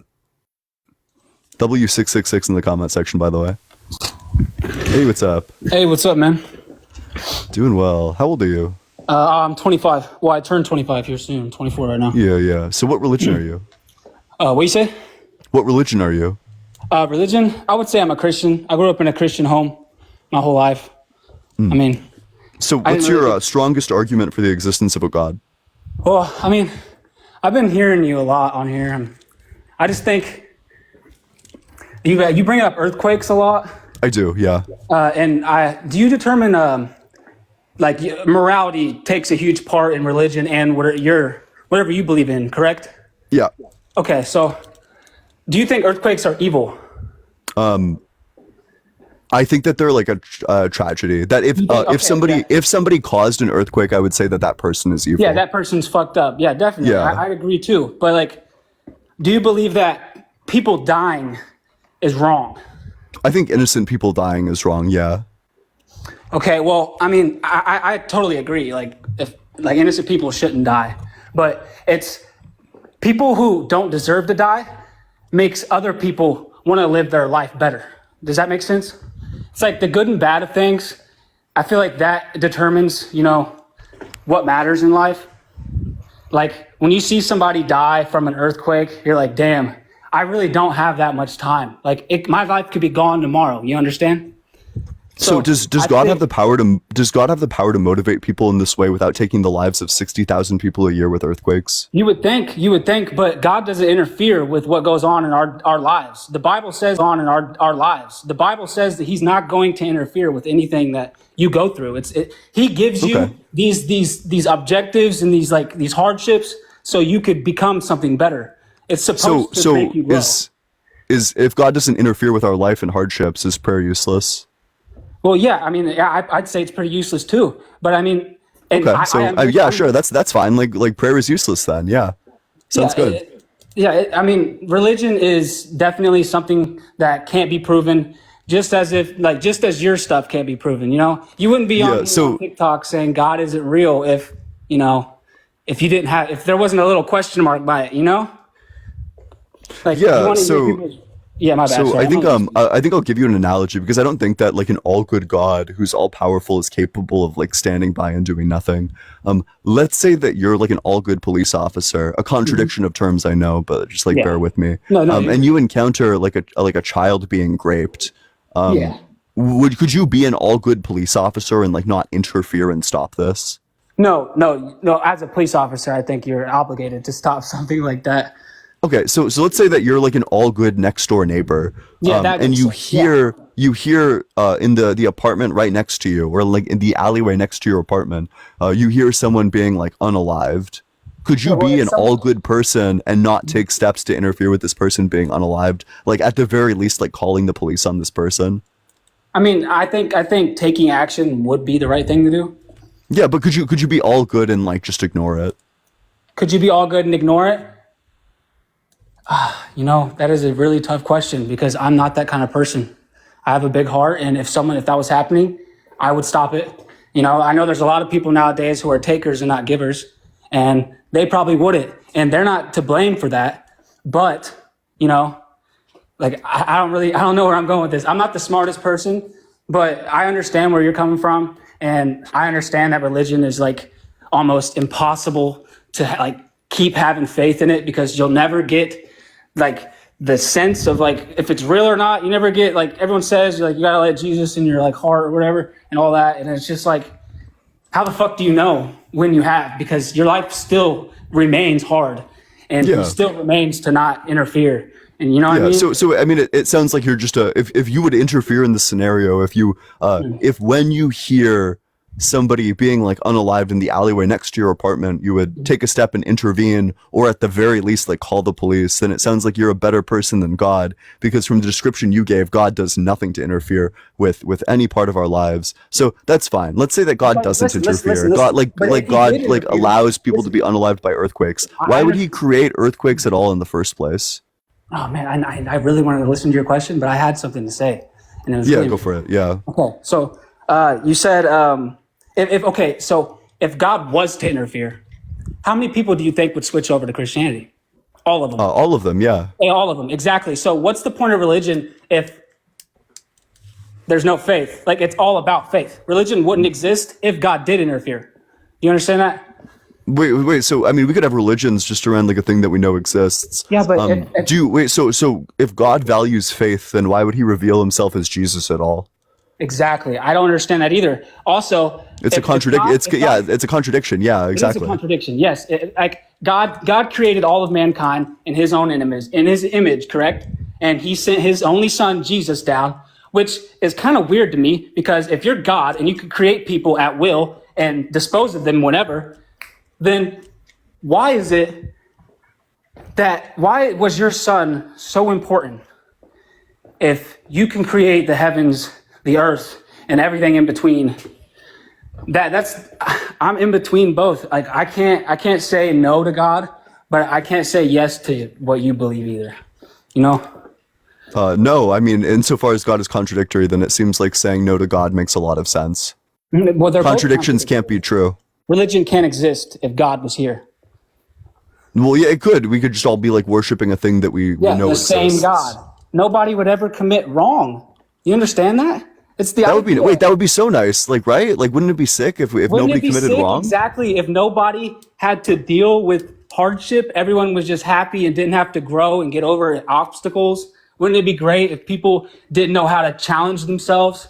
No, it wouldn't. You can challenge yourself without people being evil. So, I don't know. Like, I'm scared of talking to new people, despite my like internet presence. Now, nobody has done it like anything wrong in this instance that creates my fear, but we could still have like the good of overcoming fear. We could still have like the virtue of bravery, no, exactly. Without like wherein everyone is like a good Christian and still follows like Christianity or whatever. Exactly. Like God could just reveal himself.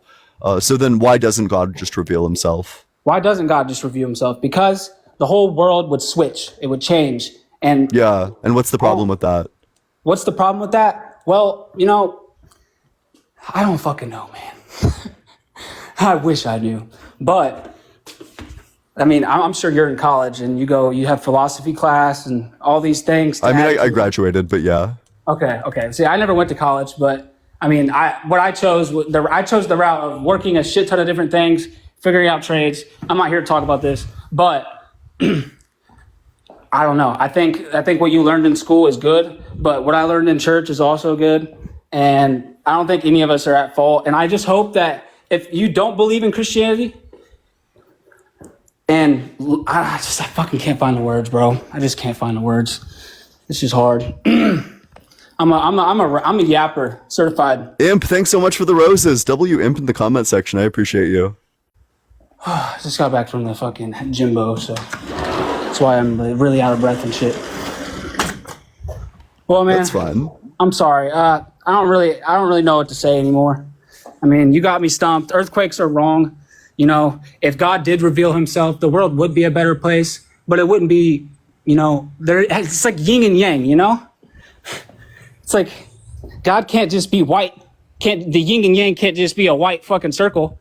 It has to have the dark. Every light, like you stand outside in the sunlight and there's a shadow behind you. It's just how it works, bro. Bad and good. It has to work in harmony. It's how you create fucking change. It's how you get better. I don't know. Thanks so much, Ali. I appreciate it. So do you think that you're saying that in order to have goodness, you need to have badness? I think badness makes people good. And I think goodness makes people bad. I think people who grow up with a ton of attention and a ton of like no hardships, they end up being the worst people in the end. The people who are rich and don't have to struggle. Those are the people that take everything for granted. The people who actually start from the bottom, have to work, they lose family, friends, they go through shit. Those people treat people so much better than the people that are at the top and never had to worry about it. That's just the truth.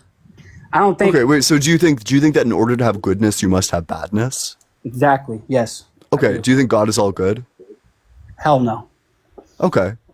Then you're going to super hell if you're a Christian.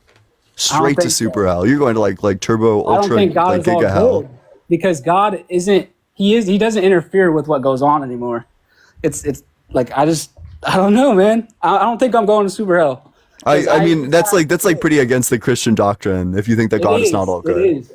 God is not all good. I know. It's crazy to say that, but I can't say God's all bad. Can you?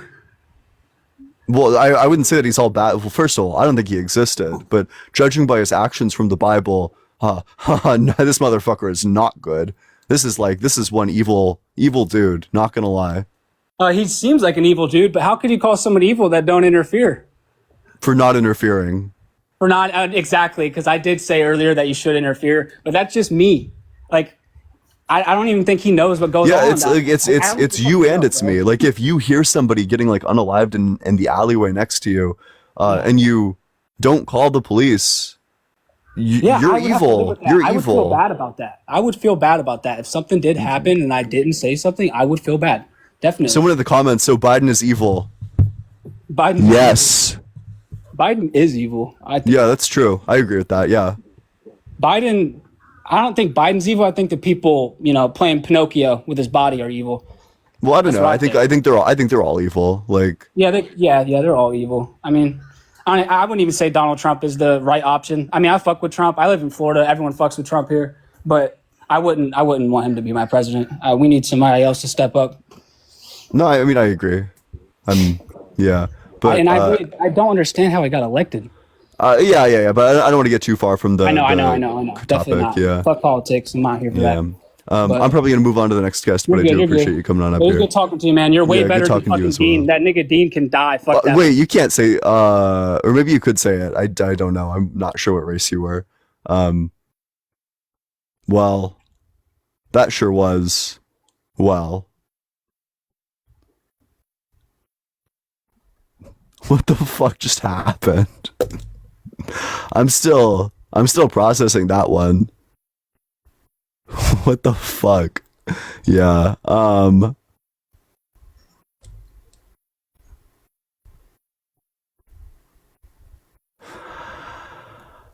Yeah, I don't know. Like that was really lame. You should not say that word if you're still here. It's like wickedly racist, right? And all the people in the comments who were like Trump is bad, Trump is bad. Yeah, I agree. I think Biden is like better than Trump. I think both of them are like pretty fucking evil. Oh, and to be clear, I'm still voting for Biden. I just think he's like an evil dude. But make sure you're double tapping on that screen, dropping a follow as well, sharing it with your friends, dropping a comment. If you want to support the stream, the Venmo is allegedly -Ian and the Cash App is just allegedly Ian. I appreciate any and all support. Thank you all so much for the support. How is Biden evil? He's like extraordinarily racist. What? Like there's so many things of him being just turbo racist, legislatively from his past. And of course, Trump has done all this stuff, and much, much worse, and still does this stuff, still does all the dog whistles. But I don't know. I think it's pretty indisputable that Biden has a crazy history, and is also he currently supports Israel much more than he should, which of course Trump is going to do probably much worse. But it is evil to do these things. It's just the lesser of two evils.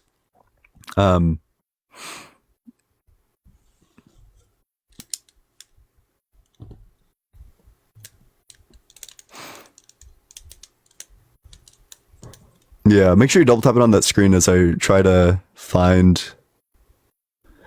Hey, no way. Is that Dr. Blitz? Yeah, What's I'm up? back. Also, I forgot to tell you, I beat honor mode. Fuck, that's 4 days crazy. ago. It was my 8th attempt. Fucking nailed it finally. Oh my, that's awesome! Congratulations on that. Oh, it's huge. Oh my. That's like wicked. Everyone let's get a W blitz in the comment section for beating. Not necessary, but I appreciate it. Yeah, no, it is necessary, and I'm blocking all of you who don't put a W. You heard the them. You heard the them. What's up, Asker Christian? Are you there? Yes, I'm here. I hope that you're well and blessed and you accept Jesus as your Lord and Savior. Oh, well, I don't do like two of those things. So, how old are you? 32. Okay. So what's your best argument for the existence of the Christian God? Sure. Yeah, I can speak on that. So I guess I would ask you, have you ever done anything bad in your life? I sure have. Yeah.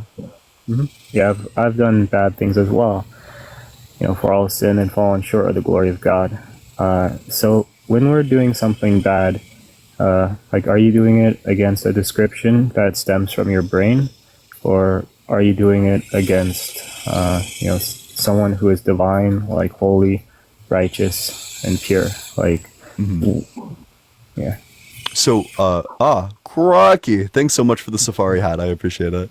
I think I'm doing it in opposition to my moral intuitions. I think moral intuitions resulted from evolution. There's evolutionary reasons why it would be like advantageous to our survival and reproduction to follow a specific set of like societal guidelines for what is considered to be like acceptable behavior and unacceptable behavior. Just that like the humans who aren't like running around unaliving and graping each other are going to survive better than the humans who are running around unaliving and graping each other. There's just evolutionary reasons why people would have like an aversion to specific actions that are largely considered to be immoral. And I think that these aversions largely account for the fact that we have a moral intuition that exists at all. Okay. But yeah, I appreciate your answer. So evolution is descriptive, right? It's not prescriptive, right? So it's saying this is what happens, this is what happens, this is what happens. It's not saying like the cats should survive over the mice, or the mice should survive over the cats, or the humans should survive over the lettuce, right? It doesn't offer any prescriptions about the value of life, right? It's not, evolution doesn't say that you are more valuable than lettuce, or I am more valuable than lettuce, or that lettuce is more valuable than you, right? It offers no proper ethical code of conduct, or it doesn't give you any normative claims on how, like, we ought to treat one another, who should survive and who should not survive, right? Like, evolution, it's just, natural selection plus mutations, plus lots of time. And they say, okay, that gives rise to all of the diversity of life that we see on Earth. It's the law of tooth and claw. Is there a rattlesnake in the background? Yeah, it's the cicadas. It's the big oh my flying... god, that's terrifying. Yeah, they're pretty crazy. Yeah, so that's fine. So I'm not saying that evolution is like that. We know what's like normatively good and normatively bad because the theory of evolution tells us. I'm saying that the normative statements at all, the ability to imagine like ideal worlds and formulate a grammar around like should do this, should not do that, is necessarily going to evolve via evolution, probably to maintain social order. All right, so it evolves through evolution. Okay, so I'm just trying to understand that, like, it's programmed into us.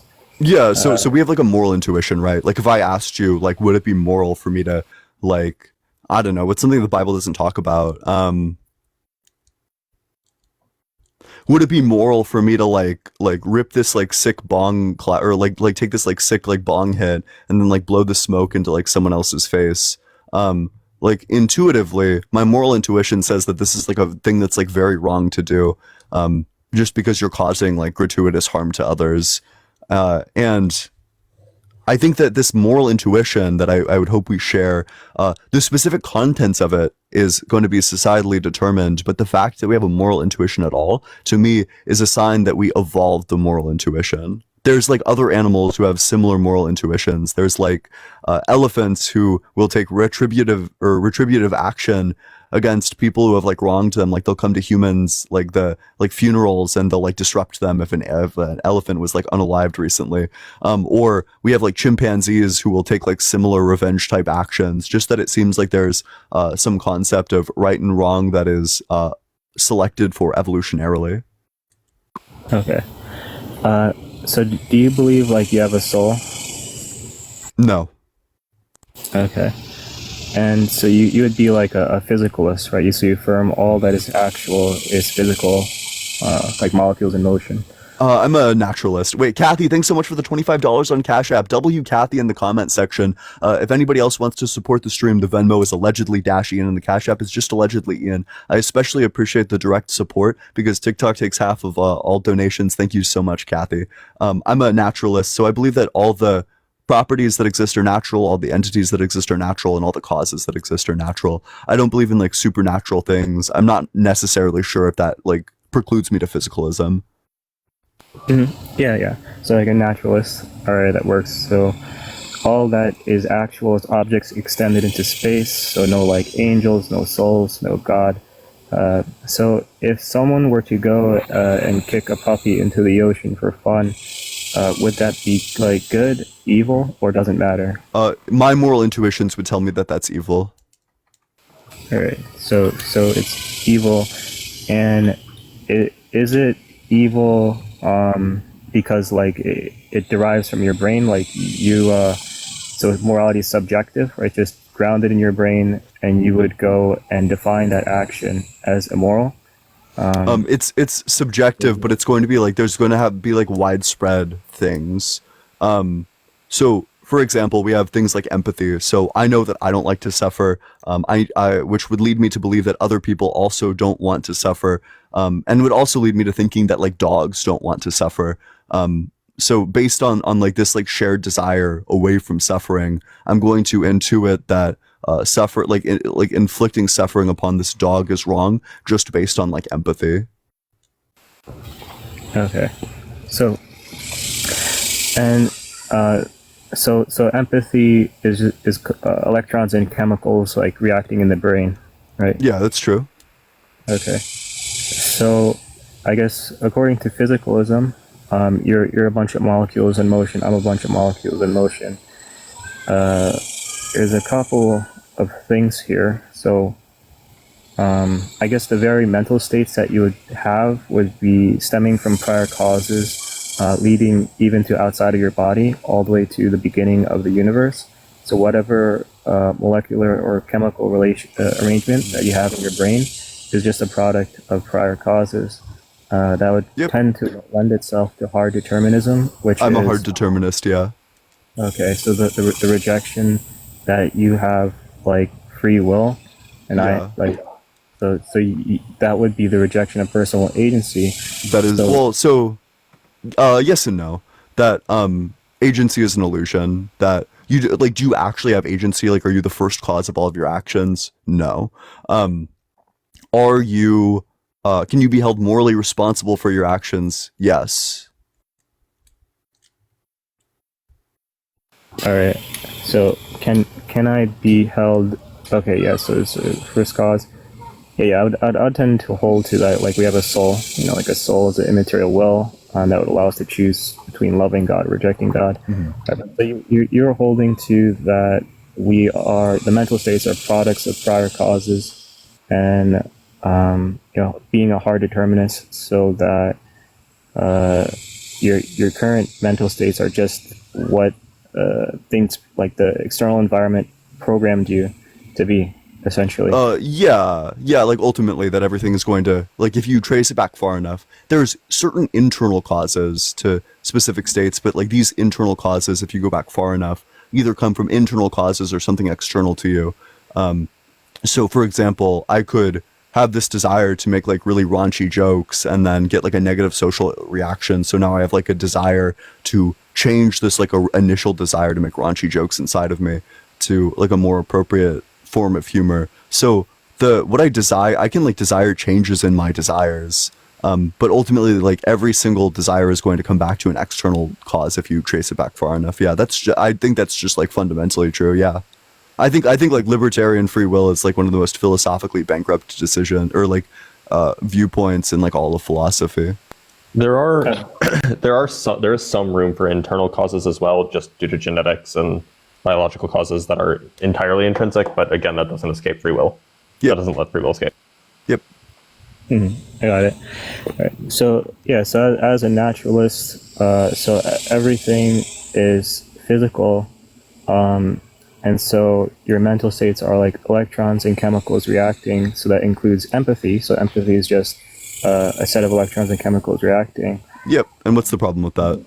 Yeah. So I guess by what standard do you differentiate between like one set of electron and chemical arrangement and then another set of electrons and chemicals arrangement to say that this one is like normatively good, like this one is objectively more divine or holy or like preferential in in like an objective sense, right? Oh, I don't believe in objective morality, so this is like kind of a question that's dead on arrival. But to the question of like how do I determine like what's what just based on experience? I have a phenomenological experience of finding things to be morally good or morally bad. Like if someone kicked a puppy into the ocean, it would make me like really angry, and I would definitely have the experience of thinking that it's like deeply immoral. Okay, so here's a thought though. So if we hold to naturalism as actual, right? So all is physical, then everything would be descriptive, right? Like, okay, this is the case, this is the case, this is the case. So like you kicking a puppy into the ocean, you'd be a bunch of molecules getting closer or farther to another bunch of molecules. But who's to say what arrangement of molecules is proper or improper? Like who's to say getting closer or farther or a certain amount of distance from this other arrangement is like good, right, or wrong? Sure, because we can categorize like a specific set of molecules into objects, and then we can say that like when this object does this action, or like what we've categorized as this action to this other object, that this makes me feel this kind of way, i.e. that this is like a really fucked up thing to do. All right, so we can categorize a specific set of molecules into an object, and so would your categorization well, yeah, I mean that's like, I mean, would you go with like Plato? Like Plato goes into the realm of forms, you know, there would be like fuck no. I hate Plato. I'm a Plato hater. I think there's no such thing as forms. Anti-Platonist for the win. W anti-Platonism. I think Plato is like I think Plato is philosophically bankrupt. I think Platonism is like indefensible. Okay, but then how, by what standard are you categorizing certain molecules like into a certain group? Because we just create these categories ourselves.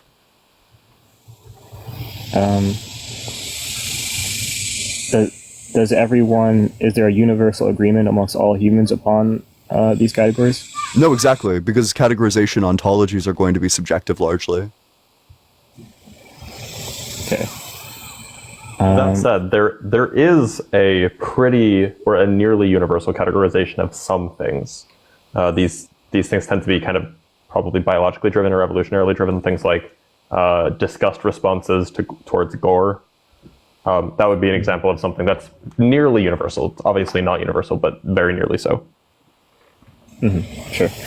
But yeah, so I guess this would be another problem that I see with subjective morality. So subject, it means that's dependent upon your brain or dependent upon my brain, whereas objective would be external to like your brain or my brain. Morality would be an ought claim, like you ought not kick puppies into the ocean, you ought to be kind to orphans and widows. So subjective morality is like this, right? So imagine that you're on a beach and someone comes up to you on this beach and they give you a stick and they start draw a line in the sand between good and evil, between right and wrong. And so you draw a line in the sand and you say, well, you know, I want to like be good to people and have empathy and value human life. things like that. So you draw your line in the sand there. And so let's say they take that stick and they give it to someone else. And this person happens to be a radical vegan. And then they're like, anyone who eats, like meat, terrible person, they should be shipped off to Saturn and never return. And so they draw their line on the sand there. And you can give the stick to another person, and each person would draw their line in any other place. Maybe one person is like, dolphins are obviously the master race. Dolphins should survive, annihilate all other life forms. Right? So you'll have all these lines right all over the beach. Now, which line is divine? Like, which line is the one that we all ought to hold to? Like, which is divine, which is holy? Well, so it's gonna, like, just like saying, like, well, your subjective morality is subjective isn't really a critique of this. Like, saying that, like, everybody's morality is gonna be different is, like, just what subjective morality is. That's not really a critique of it. None of these are, like, objectively true. So I'm not really sure I understand the framing of, like, well, which one is objectively true? None of them. But the way that we could, like, engage with people is that we could launch, like, reductios on their view. So, for example, the radical vegan is likely a radical vegan because they dislike gratuitous animal suffering and they think that there's, like, moral problems with this. And you could point out how it would cause, like, gratuitous suffering to ship people off to Saturn, which means that there's inconsistencies in their worldview. Well, all that they would need to do is just value the life of animals above humans and say humans are inferior, animals are superior. Oh, no. I'd just, like, ask if you could, like, kill them right now. Yeah, when you have a fundamental disagreement of values like that, that's how wars start. Like, that's just what happens. Well, then they could arbitrarily declare themselves to be an exception, right? Or then we would just say that they don't really have, like, unified principles, which means that their view is, like, I mean, at that point you just get into, like, moral particularism, and you would just, like, launch your critiques on moral particularism. Yeah, or I mean, this is just true of every single worldview. If the person you're debating with bites every bullet, then there's really nothing to say. Yeah. I mean, so essentially, the only way to refute them is to hop within their moral system and try to refute them from within the inside, and hope that they say normatively that it is good for them to be rational. When it comes to ethics, but if they don't hold to that, then I guess there's nothing you can do with that, essentially. Well, So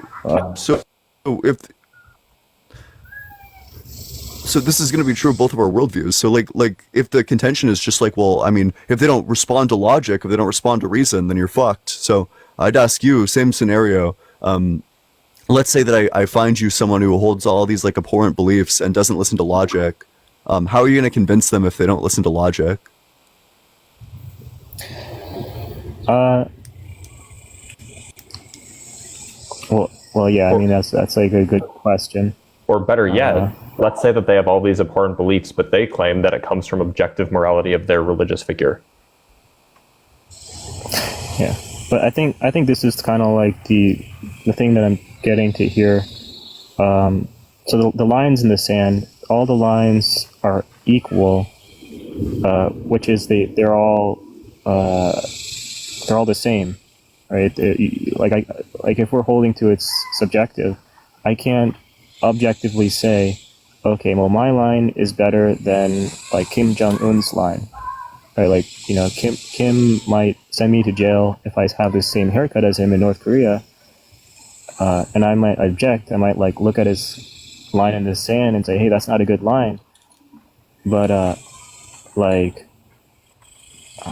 there's no way for me to say my line is better under subjective morality. It's all just... Well, yes, you can. You can use, like, the Socratic method to find contradictions in their worldview, and then you can show them that, like, their worldview is illogical and that it leads to like conclusions which they wouldn't accept under the principles that they put forward. it's either that or they reject logic. And if they reject logic, then like you just asserting like, well, my morality is objectively true. If they reject logic, like why would they care about that? Yeah, but I guess that would be saying like there is an objective morality, like people ought to be rational. Like it is objectively true that all people in all places ought to adhere to like logic and rationality. No, I don't think that's necessarily the case. So let's say that like a being comes down and asks you like, what's the answer to 2? Like say 2 + 2 = 5, or I'm going to blow up the entire world. Now, in saying 2 + 2 = 5, you have said something irrational, illogical, not true. And despite that, you have done like a good thing. So I would reject this. There are 4 lights. Please tell me somebody got that reference. Yeah. Please tell me. Literally 1984. There are 4 lights. All right. But then here's another thought. So that was one thing with subjective morality. All right. So the other thought is, if we hold to naturalism, you're using your brain and as the instrument, right? So like let's say you have like a telescope and you're born with your eyes through this telescope. You've never seen anything different, and it's angled in a certain way, and you see a very bright light.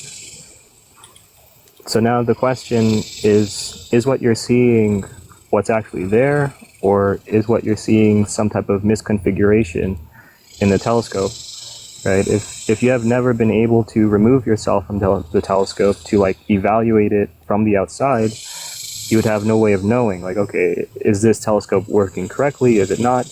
Like you wouldn't really know. So since the only instrument Are you doing the allegory of the cave on Ian? It's the brain. Maybe. Is this just the allegory of the cave? I think it is. Yeah, could be. I kind of forgotten. I've forgotten. Like I know what the cave is, but I mean I could probably say the cave, but I kind of forgot how it works. Well, I mean, like Plato's point is just that people need to like think more like logically about it. That many people stay at like a level 1 surface level understanding of reality, and we need to use philosophy to like penetrate deeper into the fact of the matter. Yeah. But yeah, I was basically saying like our only instrument is our brain, according to naturalism. So how would one know if the brain itself is producing sound outputs if there is no third-party evaluation of it, namely God, right? Namely the Christian God. So how can you know, by or simply I know, like evaluating other people's brains? How would that other minds exist? Right? How do you know they exist? I mean, like if the question is just like, well, how do we know that we don't live in like this solipsistic reality? You're not going to have an answer to this either. Like, I don't know. I mean, we totally could. It's just not very useful for me to engage in reality as if like all of reality could be fake. Like I pretend as if like it's not all fake, because otherwise I fall into like doing nothing all day, and like I just have like chemical pushes and drives to do other stuff. Mm-hmm. So you pretend as if it's not fake because it'd just be chemical pushes and drives. Okay. Yeah, I mean, so I don't have like the defeater to solipsism is my point. Like I can't give you the reason. Like there's no argument for why it's not possible that I'm like the only thing that actually exists. That the only thing that exists is my mind. Like the only thing that I can experience is my experience. That's just trivially true. Are you familiar with Moore's response to the Moorian shift? The response to global skepticism? I'm not, no. It basically just, so the skeptical argument is, I'm just reading from Wikipedia because that's a good summary.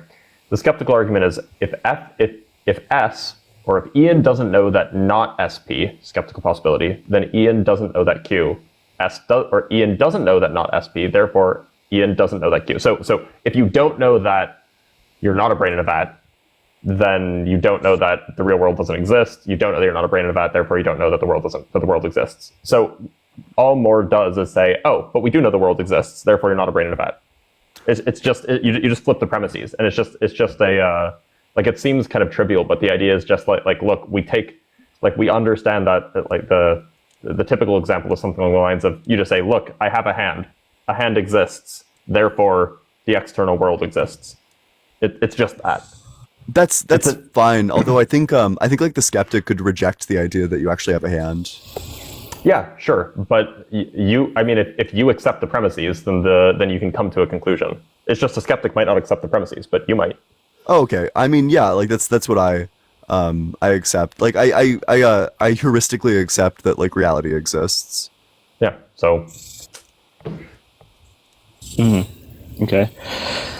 All right, but so I guess we would agree that under naturalism, the brain would not be able to demonstrate that the external world is actual, or that the brain itself is capable of coming to rational and sound conclusions, even including that other minds exist, but rather axiomatically, so just as an assumption, we would, I wouldn't, but you would, from the non-God worldview, assume that your brain is operating in a rational fashion and producing rational and sound outputs, including that there are other minds existing. Right, so that would be more of an axiom, like a base level assumption. Well, so I think other minds exist as like a heuristic. I can't prove deductively that other minds exist. If you'd like to, go for it. Yeah, I mean, I could go into that. I mean, so that would be going into the Christian worldview. But so wait, but I could just like ask, like, well, so I mean, there's gonna be like no 100% foolproof deductive argument for God. Like at every point in like every argument for God, there's going to be some gaps where it could be like a completely different thing, which means that you actually don't have 100% proof that you're not like that solipsism isn't true. I just don't think it's like a very interesting conversation, or that it doesn't like push anything forward. Mm-hmm. All right. So I guess in the beginning I was speaking mainly on morality, mm-hmm. And so I want to focus on that for now. But yeah, so I guess, yes, I'm just kind of thinking. So morality, so you said morality is subjective. So you have what you say is right and wrong. I can have my own definition of right and wrong according to you, and anyone else can have their own definition.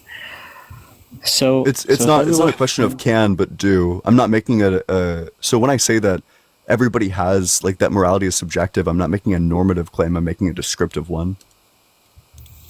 Okay. So descriptively, each person can decide for themselves like what is right and what is wrong. Yeah, everybody does this, yeah. Okay. All right, so then would there be anyone who is more correct than anyone else? Like, okay, like your moral system is better than like someone who kidnaps peoples or something? It's a malformed question. So in subjective morality, moral statements themselves are not true or false. So asking like, is your statement, or is like are your beliefs more true than anybody else's beliefs when these beliefs are not true or false, is just like a non-question. Okay, so if the beliefs are not true or false, like what are they? They're just beliefs. They're just things that you believe. I think that I take a non-cognitivist approach. I'd say that they're expressions of emotional states. Okay. And then emotional states would just be like chemicals and electrons reacting in the brain? Yeah, exactly. Okay. So, all right. So it's all matter in motion. I mean, it almost sounds like you're describing like a video game, almost. Like, okay. I'm not sure how. Well, you could have a whole bunch of entities programmed to do certain things, and you could even give them like machine learning and things like that. But I guess that wouldn't necessarily be like consciousness. That's pretty tough. So I guess you said you're a hard determinist. So you don't believe like you make choices in your life, like. I think that I have the illusion of making choices, but I do think so. I take a Schopenhauer approach to this. I think that you can do what you will, but you can't will what you will. So you can you have your desires and you can do the thing that you desire, But the only thing that you're ever going to do is the thing that you desire to do the most. That the only way you could have ever possibly done something different is if you desired, if your desires were different, essentially. I see. So what would you say is like, all right, so when you say you've done something bad, you're saying you've done something bad against a standard that you prescribed, like a standard that comes from your brain. Yeah, well, yeah, just that I have like these moral intuitions, that when I say something's bad, it just means it's like a violation of my moral intuition. That's going to be like experiential, that I experience something violating my moral intuition and I experience classifying something as being immoral. Okay, experiential and intuition. So why not just like shift your moral standard to encompass all the things you define as bad as good? This way, because I don't want to do that. You know what? you don't prefer it. So, but wouldn't that lead to less suffering? If all the things that I thought were good were bad? No. If you shift your subjective morality to define all the things that you say is bad, right? Like kidnapping or whatever, you just say, okay, well, I just define all these things as good. Keep in mind that the will, or morality, is in some sense it's a I mean, depending on what your position is, it's an emotional response, or it's perhaps like a subconscious or deeper than conscious level response. And so if you're a determinist, you can't do that. That would be like just choosing to believe something else. If you're unconvinced by something, you can't choose to believe that thing, at least not honestly.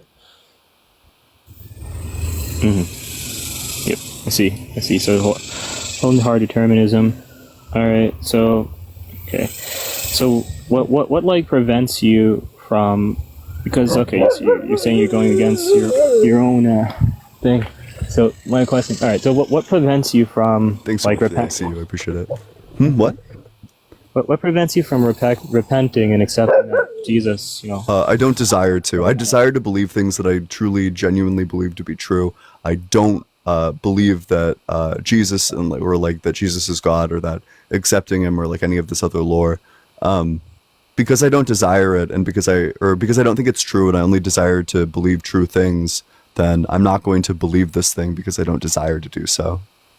All right. So in this case, like I don't have a choice in the matter. The only thing that I'm going to do, the only things that I'm going to believe are things that I believe to be, the things that I believe to be true. Okay. So how do you define truth? Being in line with reality. Okay. I think that's pretty good. But yes, I would say truth is that which comports with the actual state of affairs at a given moment. And that truth is absolute, right? It's the same today, tomorrow, and forever. The truth. That's not true. All right, So would you accept the definition I gave, which is truth is that which comports with the actual state of affairs at a given moment? At a given I think I might accept that that which can. Yeah, I'd agree with that, but I don't think that like at a given moment, truth does change. So the reason why I mentioned like at a given moment or like at a given instant, is due to the objection that you raised. So let's say like you're holding an apple in your hand at 5 o'clock. So it's today, right? Yeah. So it'll be true today. It'll be true an hour from now. It'll be true 100 years from now. That at 5 o'clock today you're holding an apple in your hand. But then let's say a minute later you let go of the apple. So then we'll say, oh, the truth changed. It's like, no, the truth did not change, but the instant, like the moment in time changed. But what is occurring within that instant is true. It's true then, tomorrow, and forever. So while the instant in time can change, the truth of what occurs within that instant in time does not change. It's the same today, tomorrow, and forever. Wait, but if you make like just statements, like these statements have a truth value to them. So if I say like, I am holding a pen up in the air, what's the truth value of just the proposition, not indexing it at all, but just the proposition, I am holding a pen in the air? It is true, absolutely true. Okay, so the statement, the proposition, I am holding a pen in the air is true. Let's test now. What's the truth value of the statement that I'm holding a pen in the air? It would be false, but the instant change. So I mean, we could add a description, right? So when you're holding a pen in the air, you can say, at this specific time, which is why I'm explicitly not doing that. I'm just saying that there's like certain propositions which are going to be true at one time and not true at a different time. In that sense, insofar as these are true propositions at one moment and not true propositions at a different moment, that would imply that truth changes. And yeah, you can like confine it to a specific time.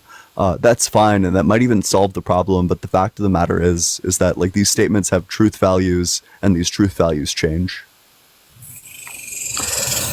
Yeah. So then that's going to be a question of how do we define truth, right? So if we go with the definition that I provided, like truth is that which comports with the actual state of affairs at a given moment, right? So it's referencing a specific time index like T0, T1, No, T2. that's fine. I'd probably accept that one, yeah.